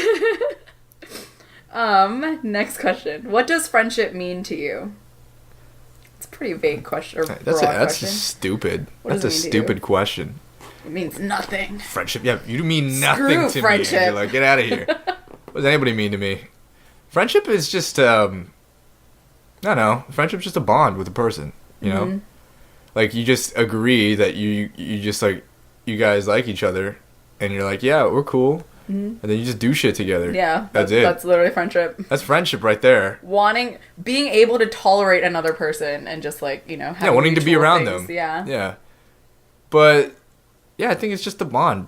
Just a bond, you know? Being able to, like, be yourself around another person and just not give a shit. That's friendship. Oh, you took this question as, like, what does it mean as in, like, the definition? Oh. To me, like, I read this... no, that could totally be what they were going for, but to me, like... What does it mean to you? Like, oh, my friendships to me have meant everything. Like, they're my entire life. Like, I don't know. That's how I took it. Okay, well, if I have to answer it that way, if I had to rate the importance of friendships on a 1 to 10 scale, friendships would be like an 8. An 8? Yeah. They wouldn't be a 10? No, it'd be like an 8. Okay. Not to say like if you're a friend, like, fuck you and get out of my face. That is what he's saying. No, it's just to say, like, everybody defriend Elbert right now. The truth is friends go. Yeah, they do. They come and go. They come and go. Like, it's just the sad fact of life. You know, like, one year you could be so close with these people and, like, have a tight knit group of friends, and then, like, I don't know, something happens in life. Like, for example, college. Like, you're friends with all these people, and then all of a sudden you graduate, and then you don't talk to, like, 90% of them. Elbert and our friend Elrod told me, and I distinctly remember this memory, in a car, we were like, boating around senior year of high school, you guys are like, yeah, you're not friends with 90% of your friends after you graduate high school and after you leave. And I was like, no, we're still gonna be friends, guys. And both of you were like, nah, that might not happen. I was like, what? Bitches. What we're trying to say, Angela, we're friends. Angela, what we're trying to say is we don't want to be friends with you. Is that what we're trying to say? Darn it. That's what the message was. I know. I was in denial. I was reading it all wrong. Yeah. So that was a totally different conversation. But what about you? What's friendship mean to you? It's next to, like, I love people. So next to family, it's like everything. Like, you're right. Friends do come and go, but, like, I feel like I have a core group of people who, like, will just never, like, no matter. I have this problem where if you're not within, like, a certain vicinity of me, like, I don't talk to you. Out of sight, out of mind. Yeah, exactly, which is terrible, but, like, it's just the type of person that I've developed into. But, like, I still feel just as close to a person, even if I haven't seen them in, like, years. I feel like I have that mindset, too. It's just at the same time, I think that if you go to an extreme of that, you kind of, like, give off the vibe of not giving a shit. Yeah, of course. To their person, because, like, they'll, like, reach out and you're like, oh, you know, they're always at arm's length away because we have Facebook, we have the internet. So I started writing letters to people. I never got a letter. It's because you live right next to me. That is true. So, like, to anybody. Okay, fine. I'll write you a letter. I'll stick a Post-it note on your door. Okay, that works too. I'm down for that. You live like 3 doors down. I do. Okay, next question. Is it me or you? I think it's you. Okay, next question is... what roles do love and affection play in your life? They don't play any role. Damn, you're cold as ice. I know, I don't like people. I'm kidding, I just said I love people. I do love people. How do you even answer this question? What roles do love and affection play in your life?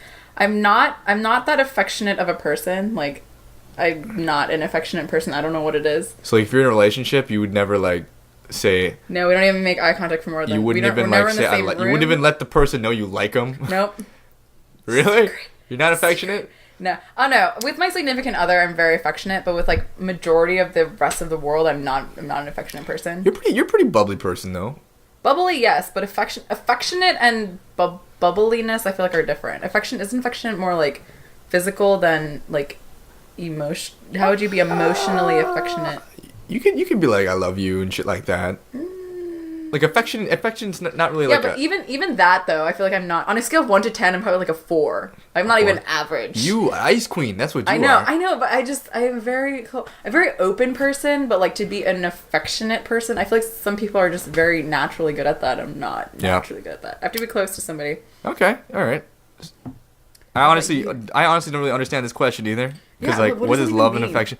I mean, like, what am I supposed to say? It means nothing to me. Love and affection, like, I don't give a shit about that. Of course it means something to everybody, you know? But yeah, you're a human being. Yeah, it's just like you need love and affection, otherwise you shrivel up and die. Because, come on, everybody needs that. Unless you're a sociopath. Like, if you're a sociopath, you're just like... I am a sociopath. Yeah? That's what you are? I am. Okay. This little survey is going to change you.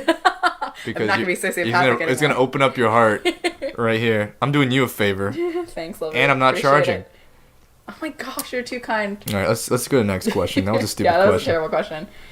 Is it my turn? I think it's me. Okay, go. No, actually, no, it's you. Okay. Yeah. Alternate sharing something you consider a positive characteristic of your partner. Share a total of 5 items. Okay, let's just keep swapping. Yeah. Right, you go, then I go, okay? But I don't know if I know 5 positive things about you. Oh, wow. Wow, okay. Then this is I'm just kidding. This is an impossible task. Go. You go first. You think you're funny.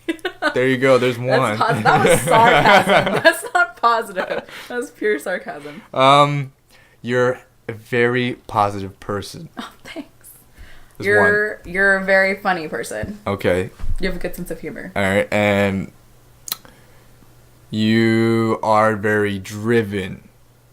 That's a lie. That's true. You are. Okay. Cool. You're very tall. Thank you. It's a good thing. You have a very contagious laugh. Oh, thanks. You're very witty. Witty/intelligent. Really? Is that humor? Does that go with funny? I don't even think that's true. Witty/intelligent. You're very witty and intelligent. You think so? Yeah. Thank you. You don't think so? Sometimes I don't. Oh. Well, a lot of times I'm sitting. You're not. That's why. Sometimes I'm sitting here. I'm like, you're dumb. You're dumb as fuck. Why would you ever? You're way too self-deprecating. Yeah, I just crashed my car and I'm sitting here. I'm like, you dummy. Shit. Okay, well, yeah, that one you definitely deserve though. So. I think you're very kind. Oh, thanks. Yeah. You are a very introspective and deep person, which is very rare. Thank you. And you are lots of fun to be around. Oh, thanks. Yeah. You're also lots of fun to be around. Oh, thank you. Great, here we go. See, that was easy. All right, so let's go next question. How close and warm is your family? Do you feel your childhood was happier than most other people? Let's just go ahead and skip this one. All right, let's not you have waste to our answer. time. Everyone knows. Everyone knows this shit. My answer. Yeah, yours is yes. Your family was the bomb. Yep. And you had a great childhood. I did. How about you, Elbert? Me and my family are so close. Like, we're a trifecta. Me, my mom, my sister. Mm-hmm. We're very affectionate. We're the type of family that says I love you at the end of every phone call, and every time we leave the house we say I love you. Other people are like, I don't even tell my dad I love him. It's Asian, like in Asian culture, like that's a little weird. I mean, not even just Asian people. Like, I know like tons of white people or any other people really? who don't. Oh, that's weird. They'll say it on the phone. On the phone, I'd be like, all right, love you, mom, and like hang up, and then they'd be like, oh, that's so cute. You say I love you to your mom. I'm like, yeah, you don't. Yeah. Like, what the fuck? What if you die? Like right now? What if they die? Knock on wood. Come on, man. Knock on wood. Anyways, do you feel your childhood was happier than most other people's? Not really. Not happier than mine. Not compared to the person sitting in front of me, so no, not really. Next question. How about, let's go with 24. Alright, how do you feel about your relationship with your mother? Like, honestly. Me and my mom are very close. Mm-hmm. Like, I feel like we're actually friends. Like, you know, some people, like, think about their parents, and it's just authority figure. Authority figure. But me and my mom are kind of friends, you know? We hang out and stuff, and, like, we can talk. Mm-hmm. But at the same time, she's like a giant man. She's like a woman child. She's a woman child. You're gonna stop at giant man. She's a giant man child, but like she's a woman, so she's a woman child. Mm-hmm. So it's always, you know, she's always been the mom, but me and my sister have always been the ones to look after her and take care of her. Yeah, yeah. And we still are doing that. So it's almost like my mom is, like, she's our mom, but it's also like she's our child. She's our child. So like we have to, like, she does all this like stuff like, you know, like the rebellious teen would do, and me and my sister are like, Mom, really now? Do you want to be doing that? Come on.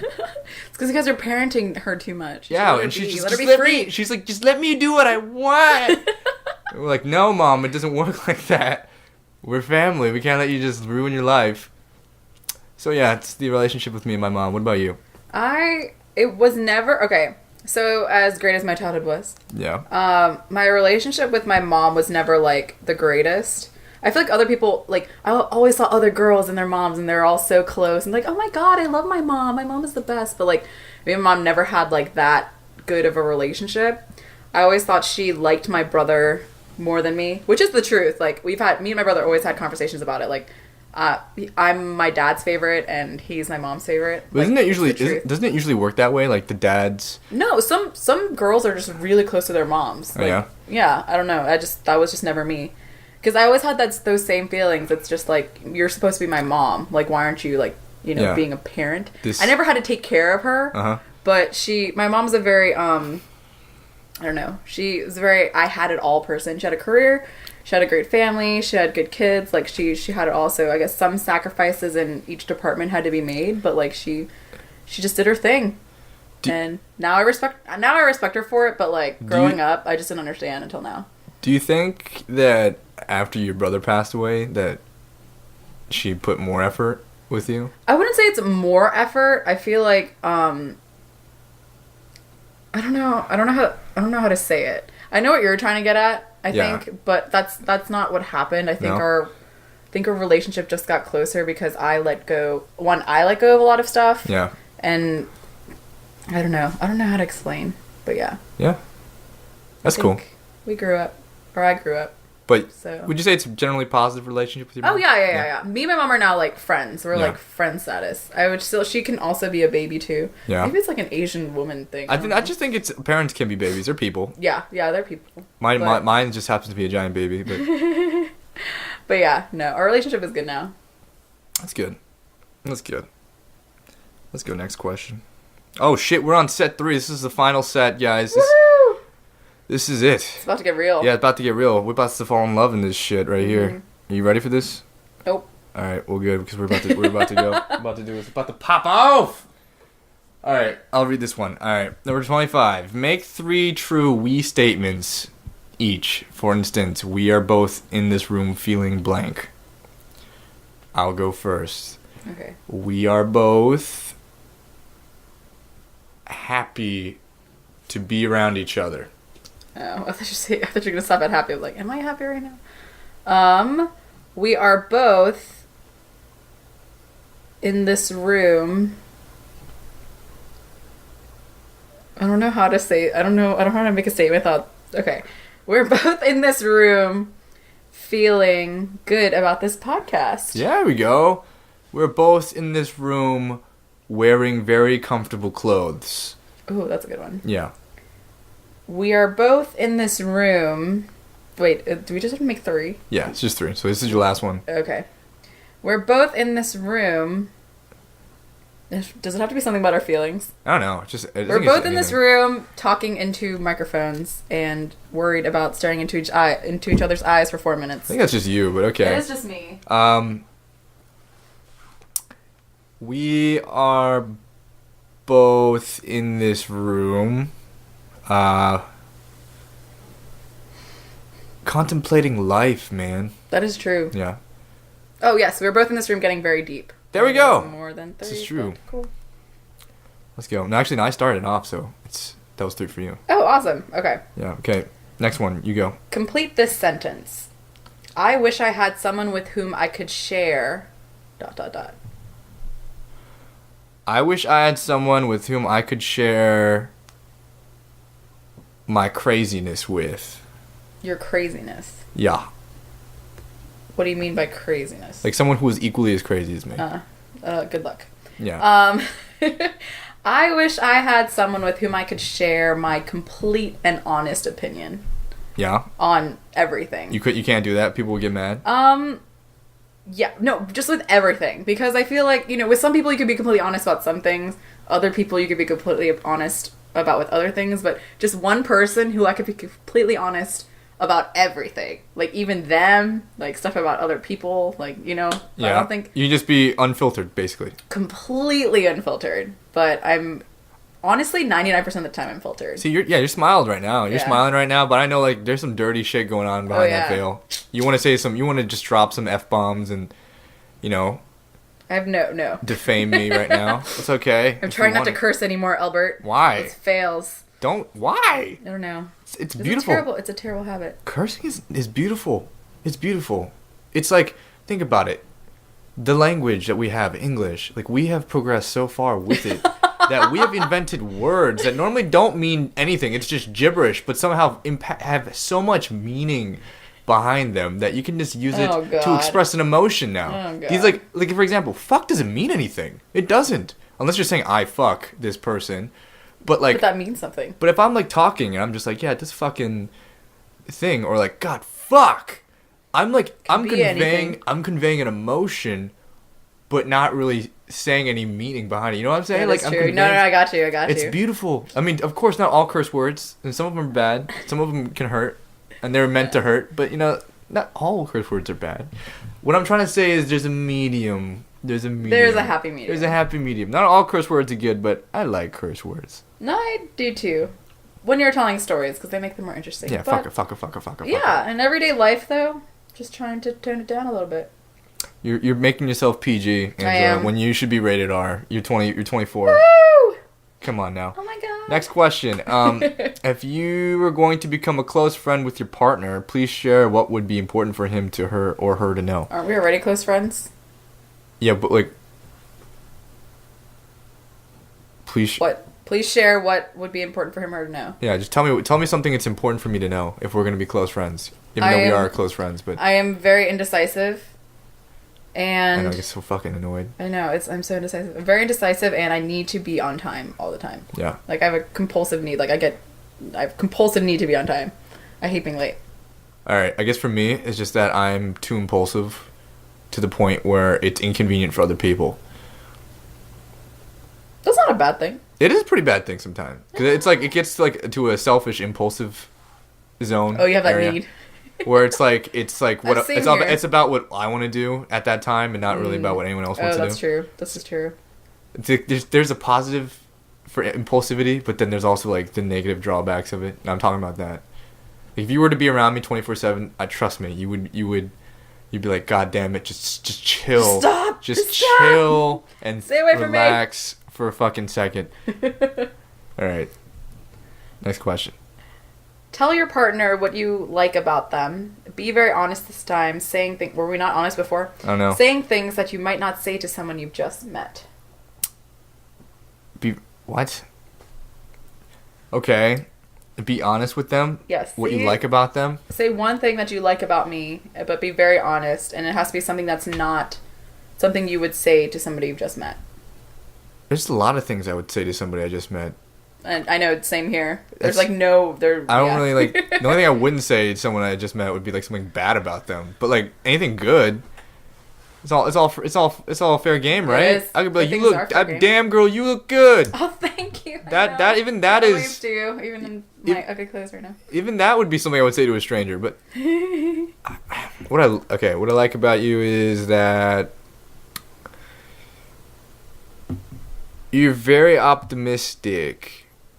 And honestly, like, a lot of people claim to be optimists, but few can be that in the face of really shitty events in their life.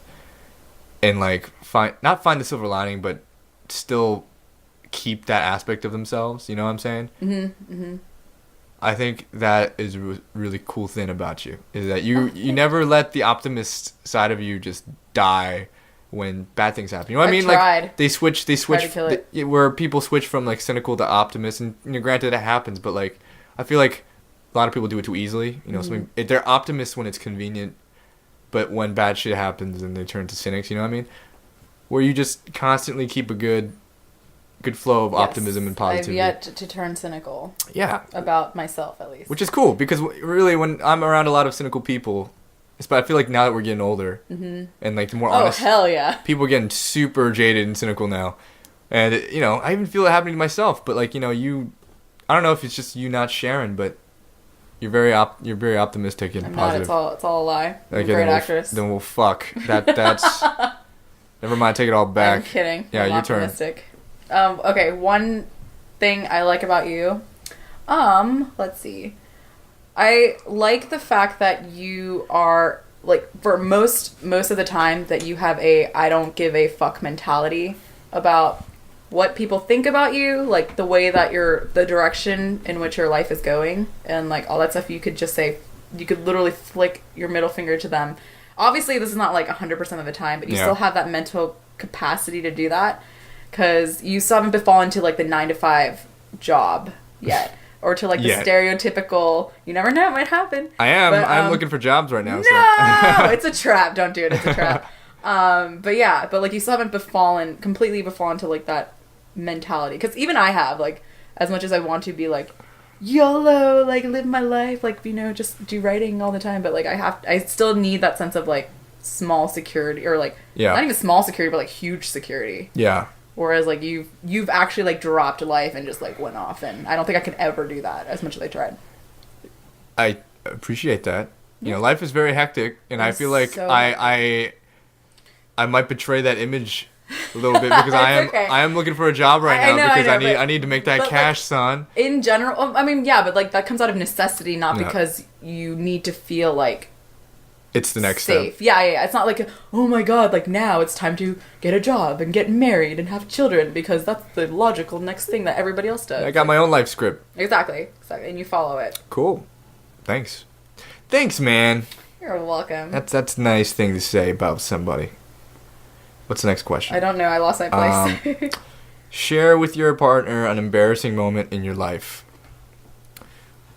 What moment in my life is not embarrassing? That's what I'm saying. Like, I have plenty of embarrassing shit. I don't think I have one where I've been, like, so embarrassed to the point where, like, it, like, scarred me that I can't even remember. But, like, I am Murphy's Law. I'm like a walking, talking Murphy's Law. And if you don't know what Murphy's Law is, it's anything that can go wrong will go wrong. Yeah. And I fall all the time. I, like, trip. I don't know. It's just because you're clumsy as shit. Huh? You're just clumsy as shit. I am. So, like, I don't easily get embarrassed anymore because it's just, like, I just your default? I just pulled an Angela. It happens. Yeah, I do embarrassing shit all the time. I crashed my car the other day. That's pretty embarrassing. No, that's embarrassing. Yeah, it's like, that's an embarrassing and, like, wow, that could have been serious, but... Oh, but that's scary. Yeah, but, like, it's embarrassing in the fact that, like, I can't believe I did that shit. And I've done plenty of embarrassing things when drunk. Alcohol can make you... So have I. Can make you do some stupid shit. So... Embarrassing, borderline illegal, like, just not good. Yeah, it's not good. And it's still kind of you when you're drunk, but I've done plenty of stupid things when drunk. This is true. Yeah. Let's keep going. What's the next question? Embarrassing moment to this. When did you last cry in front of another person? When that embarrassing moment happened. By yourself. When did I last cry in front of another person? And also by yourself. The last time, I think it was... I rarely cry. Like, it's not... Like, I don't cry very often. This is why I need to be more ladylike and let out my emotions and just cry all the time. Oh, wow, that was really... Okay, anyways. No, girls don't cry all the time. I'm just kidding. Take that back. But I think it was in front of my mom. Last time I cried in front of a person. Because I did a stint where I was trying to get into law school. Yeah. Because I remember that. Yeah, I quit my job, and then I was like, yeah, life is good. I'm going to do whatever I want to do. And then I was like, oh, crap. Like, you know, I should probably go be a lawyer. Yeah. I don't know how that... Yeah, I didn't know where you got that either. Yeah, I have no idea. Everybody... Anyways. Yeah. But yeah, so, like, the week before I was going to take the LSAT, I was going to get a kick-ass score, too. I was doing really well. Yeah. I was like, what the F am I doing? Like, I was studying. I hate studying. I was like, I don't know if I can do 3 more years of this. Yeah. And I thought that my parents were pressuring me when it was just my own pressure, but I was like projecting that pressure onto them. Yeah. Thinking that they were pressuring me. So I was like crying in front of my mom. I was like, I don't want to do this anymore. Like, I can't. I'm so stressed out. Like, I don't want to study for another 3 years. Yeah. I can't take it. So yeah, I like blubbered like an idiot in front of my mom. But yeah, then I did not go to law school, thank God. Would have been a terrible decision. Yeah. By myself. I don't know. I think that one was pretty recently. I think it was a few weeks ago. I think I was just like, in all honesty, I think I was PMSing, having a terrible day. And I was just like, I just need to cry right now. And I think I just cried. You girl. There was no thanks. You girl. It happens, okay? It's hormones. But yeah, I think I just cried because I needed to cry. Okay. That's cool. I think the last time I cried by myself was in... Yesterday. Korea. Last night. To sleep. Every night to sleep. I was in Korea when, like, the beginning months. I was very lonely and stressed. Oh, and, like... Elbert. You know, like, when you're traveling around, like, I mean, it's nice, but, like, at the same time, like, I still don't know what the fuck I'm doing in life, right? Yeah. So I was just, like, everything kind of became heavy and culminated to, like, me just, like, throwing a chair in my room, and I, like, broke down. I was just like, what the fuck am I doing in life? Is this shit? Why am I doing this to myself? And then I felt really good after. It is. It's very like releasing. Your body, like, it's like your defense against all that bullshit. It's like eventually you just break down and, like, you feel good after. I think in front of people was pretty recent. It was like when I got back. Because I didn't see I didn't see my sister in 2 years. Oh, were you just really happy? Yeah, I was really happy, and, like, I didn't expect it. Honestly, like, I've never been so happy I cried, but, like, oh, that's so I cute. teared up. I didn't like bawl like a baby, but I teared up, and I was, like, really happy to see my sister, because I completely kind of forgot what she looked like for 2 years, because I was, like, filling those years with alcohol. Mm-hmm. So brain cells dying. Yeah, brain cells dying. Memory of her kind of fading and just dulling down. And then, God. like, you know, came back, saw my sister, and I was really happy. I bet she was really happy that you cried. Yeah, also probably because she was crying too. So it was like, oh, that's cute. So many tears being passed around. Okay. Your turn. Tell your partner something that you like about them already. But we already did this multiple times. Okay, next question. Yeah, What, if anything, is too serious to be joked about? I think it's subjective. I agree. I don't think there's nothing. I do comedy. I don't think anything is really off limits. It just depends on the person you're talking to, you know? Like, you can pretty much joke about anything around with me, but, like, if you were to make a joke about house fires, for example, then, you know what I mean? Like, it wouldn't, like, just because I'm very open to comedy and, like, I know it's just a personal thing, mm-hmm. that I wouldn't get mad at a person. Yeah. But at the same time, I might find it funny. I might not crack up like everyone else is just because, like, I've got my own feelings about it. Yeah. You know? Yeah. So, like, honestly, I don't think there's anything off limits. I agree. I don't think so either. Like, a joke is a joke, and it's meant to be funny. Yeah. Unless you're, like, pointing it at somebody to make them feel bad about it. But as long as it's literally for the sake of, like, being funny, like, you can't.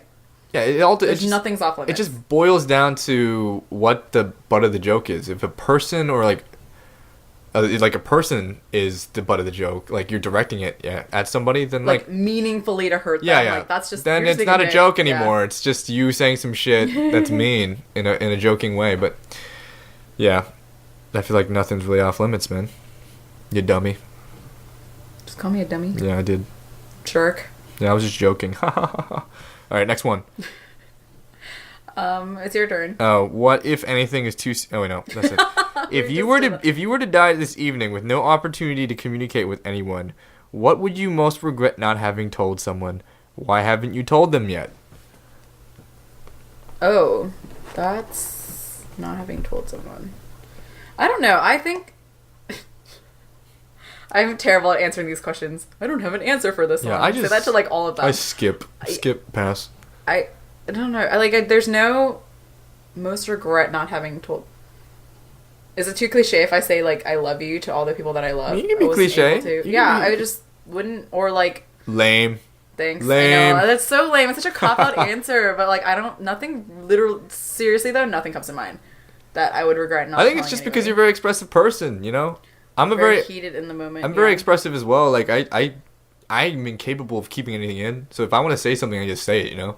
It's like, I have my opinion on it, like, but it's not important enough. Like, sure, there's things that I want to tell people, but, like, if I died today, would I seriously regret it? Absolutely not. Yeah, there's really nothing. I really would not care that people didn't know, except that, that's I act upon my impulses. So, like, if I wanted to say something to somebody, I probably already have done it, and I'm not keeping anything inside. It's not like I have, like, a list of things right now where I'm like, one day I'll tell them, you know, one day I'm gonna say this shit.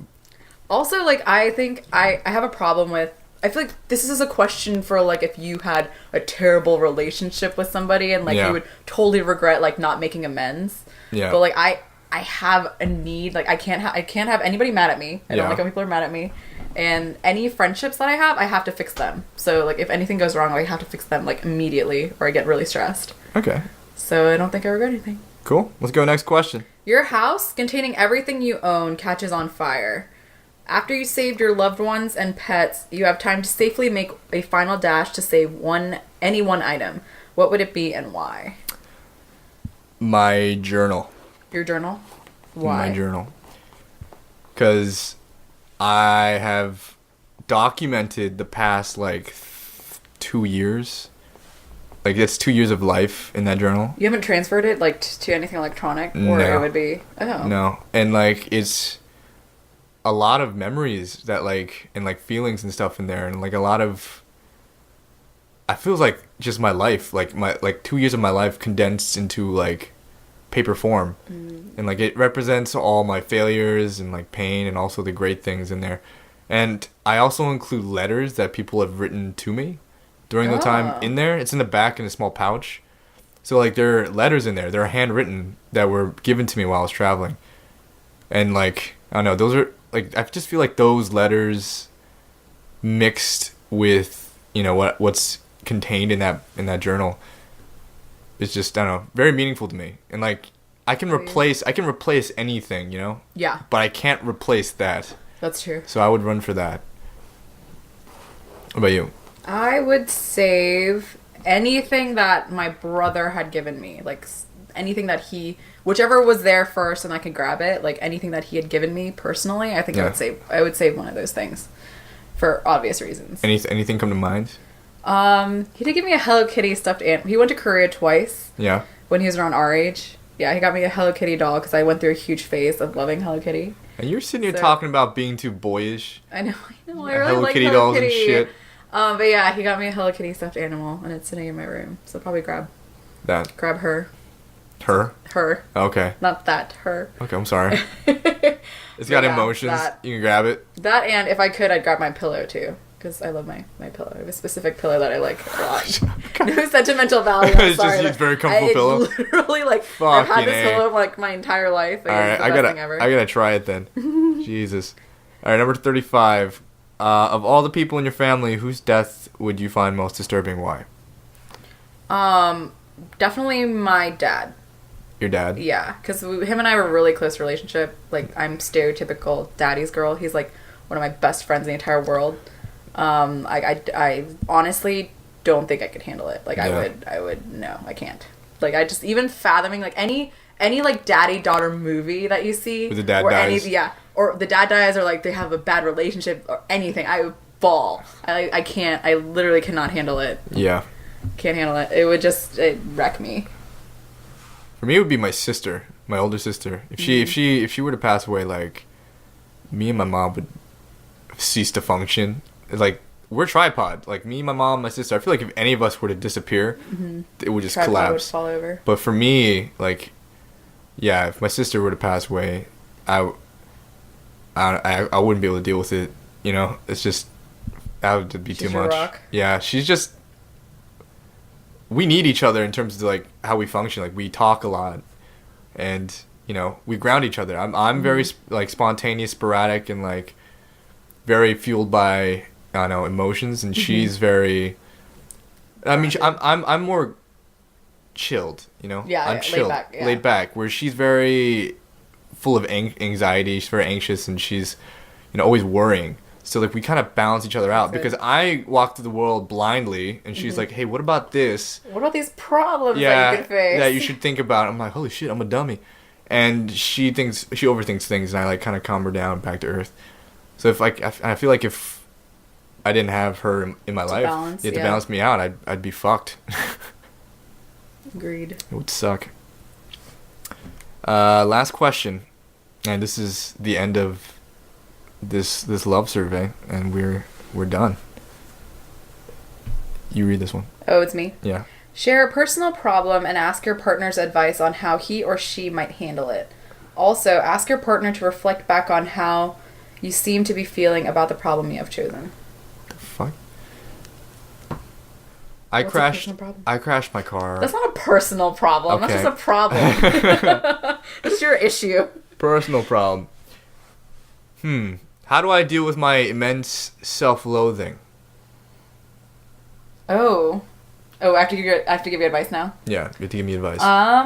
Be like me. No, just kidding. Okay. I'm totally kidding. There you go. I think that you as much as you're an introspective person, I think that you need to you do hone in only on like the negative parts of yourself, which is fine if you're planning to like proactively try and fix those things. Yeah. But I think you just sometimes you hone in on them to the point where it's just like you get fixated on it. Yeah. So try to I don't know. The look on your face right now. I'm taking it all in. I'm trying to be like you right now. I would not make those faces. Just looking at you. But yeah, just also remember to think about all the things that you like about yourself, because I think you don't realize how much you're capable of. I think you only hone in on the negative stuff. Things. Yeah. How do you think I feel about this issue? You obviously want to solve it since you asked me. Oh, snap. I don't know. I think you know that it's a problem. Yeah. And you're working to fix the problem, so you just want to get rid of it. I think that's get rid of your own self-loathing and be more like Angela. Okay. I'm not going to do that. I can't grow boobs. Or can I? You could. You get plastic surgery for it. I just hit the gym, do some of those pec workouts, and then eventually I can, like, make them dance like... What's his name? Oh, my God. What, dance like who? Who, you know the guy in the Old Spice commercials? And he screams, like, what? And he's in a lot of those movies. Drawing a blank. Oh, my God. Oh, yes! I know exactly who you're talking about. The huge black guy who, like, makes his pecs dance. Who makes him dance? Yeah. Yeah, I could be like him. He's got boobs. He's got immense boobs. Oh. Okay, anyways. Yeah, your turn. My biggest problem, other than not being able to talk on the phone without getting anxiety, is right now, like, how do I get over, like, all these societal, like, expectations of me? And I feel like as a girl, I feel like there's a lot more than there are for men. Yeah. Not to generalize or anything, but yeah, like, everyone around me is right now getting engaged, or they're getting married. Some of them even have children already. Ooh, or juicy. they have these careers that, like, seemingly are, like, setting them on this projectile path to, like, the perfect life, or society's version of, like, the perfect life. Yeah. And, like, I'm always torn between, like, oh, like, you know, should I be living that way versus, like, how I want to live? Because I don't think I want to have kids. Like, I don't like my 9-to-5 lifestyle. Like, it's fine, but I don't know. You gotta be more like me. Oh my God, yeah, I do. Yeah, you do. You gotta be more like me. You're right. No, but seriously, like, you gotta adopt a little bit of my don't give a fuck attitude. Yeah, but how does one adopt a don't give a fuck attitude? You gotta have a mantra. Something you repeat to yourself. YOLO. No. Fuck YOLO. Fuck YOLO. No. See, that's a bunch of bullshit. Yeah, I know. Just say fuck it. Fuck it just all the time. It's your mantra. I'm trying not to curse, remember? But make an exception for this. Screw it. We'll just say screw it. Just... Not as impactful. Not as much oomph. Yeah. Not as much oomph. It's kind of that's like half-assing it. Oh man. Okay. That's like going 50%. That's like jogging the 100-meter dash. Come on, you gotta say fuck I would jog it though. Yeah, just say fuck it. Just say fuck it. All right. But honestly, that is it's the only way to. It is. It's. I mean, it sounds easier said than done, right? But it is. But it's an attitude that you have to adopt. Yeah, so, like, it's almost habit, you know? Like, if you pay attention to something and you see... You pay it the mind that you do, you kind of have to trick your brain and tell yourself that you don't care. Even though you do care. You just gotta tell yourself you don't care. It's not like lying to yourself. It's kind of like the same with confidence. It's just convincing yourself. It's like the same way people ask, like, how are you confident? And it's kind of like the same way. It's like... Fake it till you make it. You kind of just fake it, and then you kind of eventually just grow to be confident, just because you're going through the motions, and as long as you're going through the motions of it, you can emulate that, right? Yeah, so, very true. Just, cause who really gives a shit about that? Like, with me, like, the reason it's easy for me is, like, I'm very low tolerance when it comes to bullshit, and I consider all that to just be bullshit and noise. So I can almost, it's not like I'm listening to it, it's just kind of, I block my ears and go, oh, that's nice over there, what's that? And all this stuff kind of slides over me. because it's like supermarket tabloids. I don't even like look at it when I go through the grocery aisle, and like, fuck it, man. Like, sure, it's not worth it. Yeah, just stop paying attention to it, and eventually it'll go away. All right, I'll stop paying attention to it. Yeah, stop hanging out with me. I'll be more like you. Yeah, there you go. Own it. And then I feel like this is a very big, not, I wouldn't say problem, but like very big issue for you. Like, just I grapple with it all the time. Yeah, I feel like that's how you feel about this. Like, this is something you constantly think about. It's the battle, the huge internal struggle of my life. Yeah. I think will be, and I think I honestly may befall to the struggle. No. See, here we go. Here we go with that bullshit. Here we go with that bullshit.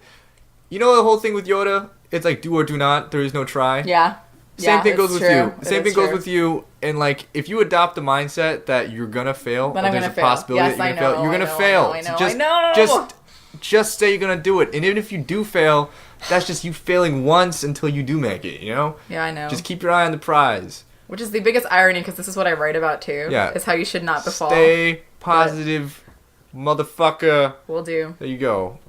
Staying positive. All right, and that's the last question of the survey. All We're right, you done. ready for the eye contact? No. Eye contact time.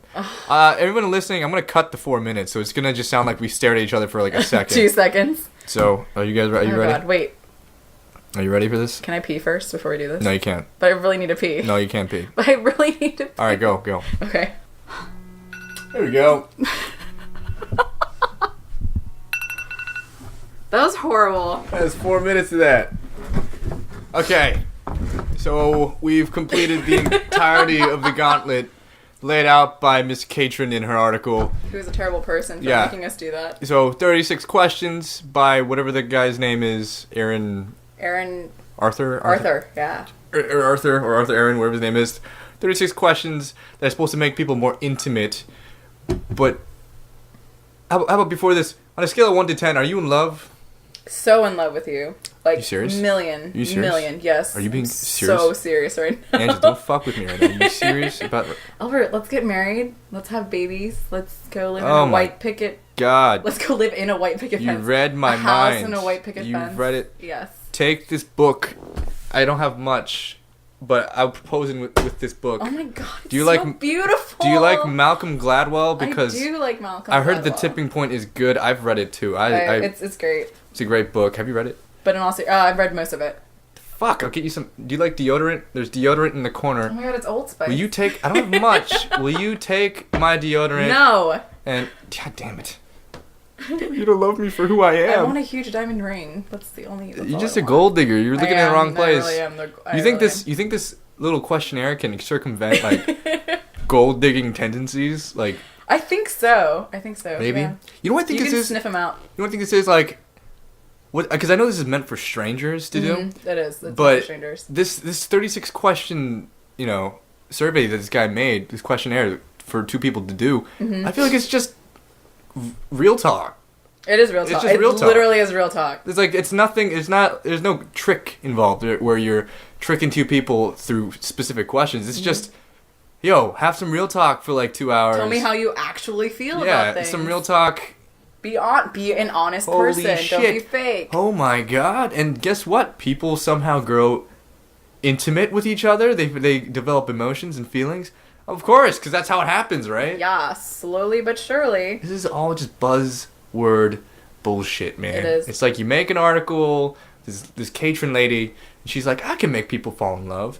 Although that 4 minutes of eye contact at the end was kind of weird. That was really weird. I know we skipped over this, so you guys don't know, but we were just holding in laughter for 4 minutes straight. I was trying so bad. I was trying really hard not to laugh for 4 minutes. We failed, but we did keep the eye contact though. Yeah, we also kept talking. We kept talking. Yeah, that was bad. We weren't supposed to. Kept talking. But there's honestly, like, even with somebody like Elbert and I have known each other since the 2nd grade. Yeah. Like, even making eye contact for 4 minutes was like the most awkward thing. Yeah. Ever. It was strange. I don't think I could do that with my parents. Like 4 minutes of just staring into each other's eyes. Yeah, like, I couldn't do it with my mom. Without saying a word. Like, there's no way. I do. Okay, it's just weird, man. It is weird. Like, there's got to be something you do. There has to be a point to the eye contact. Yeah. Otherwise, like talking. You're just being fiercely intimidating. Like, look into my eyes. Yeah, look into my eye. Anyways, I think this is a long podcast episode. We've been talking for 2 hours. You realize that? Are you serious? Yes, I am. This is a long one. Holy crap. This is. I hope you listen. If you made it all the way through. This is love right here. It is. You know, it didn't work with you, Angela, but I feel like this might work with other people. I now have a loaded gun. You know, not like real loaded gun. I'm talking like... I got scared for a second. A metaphorical loaded gun, as in like I'm armed to the teeth with love now. And it's all thanks to this little survey. This is gonna be my roofie, almost. Are you sure you want to use that analogy? That's a very bad analogy. Of all the analogies you could use. I'm gonna get the girls with this 36 questions. 36 questions. I'm gonna be like, I'm just take out my phone in the middle of our interaction and be like, hey girl, let's ask who would you want as a dinner date? And also like, hell, when's the last time you cried by yourself? Oh, why would you ask me that? All right. Well, thank you, Angela, for joining me. You're welcome, Elbert. Yeah, was it fun? It was fun, yeah. You have a good time? I did. Yeah, I feel like people might kind of enjoy listening to this not working. So, if anything, let this just be like a debunk of this 36 question. It is a debunk of the 36 questions. Questionnaire, because it really didn't do shit. But I will say, if you want to do something, do the 4 minutes of uninterrupted eye contact. That was pretty funny. Because that, I feel, it takes any kind of relationship to the next level. And try not to laugh, and try not to talk during it, because that takes a lot of effort. It does. Anyways, this is episode 13 of the podcast. Wrapping it up. Unlucky episode.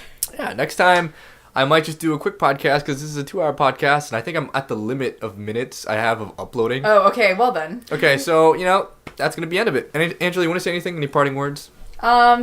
If you want to promote your blog or anything? Oh, right, yes. Please read my writing at asianontheoutside.com. asianontheoutside.com. And also your podcast one, right? Oh, yes, podcasts. It's Positively Forecast for all you millennials out there. Yeah. So please read. So you can be more like me. Exactly. Because everybody wants to be more like me. Maybe you should be a little bit more like me and, just chill and not give a fuck what anyone has to say. Yeah, that too. Be like Elbert. Yeah. Be like both of us. Because we're ideal citizens. Upstanding... ideal model citizens that can't speak. Right. Just don't crash your car like me, because fuck, I'm carless. Anyways, this is the Danger Zone podcast. We're on iTunes. We are on Android devices. Tell people about the Danger Zone podcast. If you like this episode, please share and spread the word of the Danger Zone. Spread the gospel of danger. Okay, and maybe we might let you into our little clan of dangers. Who knows? It might be a false promise, but, it's an illustrious society, the Danger Clan. You don't even know we exist. Exactly. Because we're not many of us. All right. Okay, I'll catch you guys next time, all right? Next podcast episode coming out next Tuesday. Peace.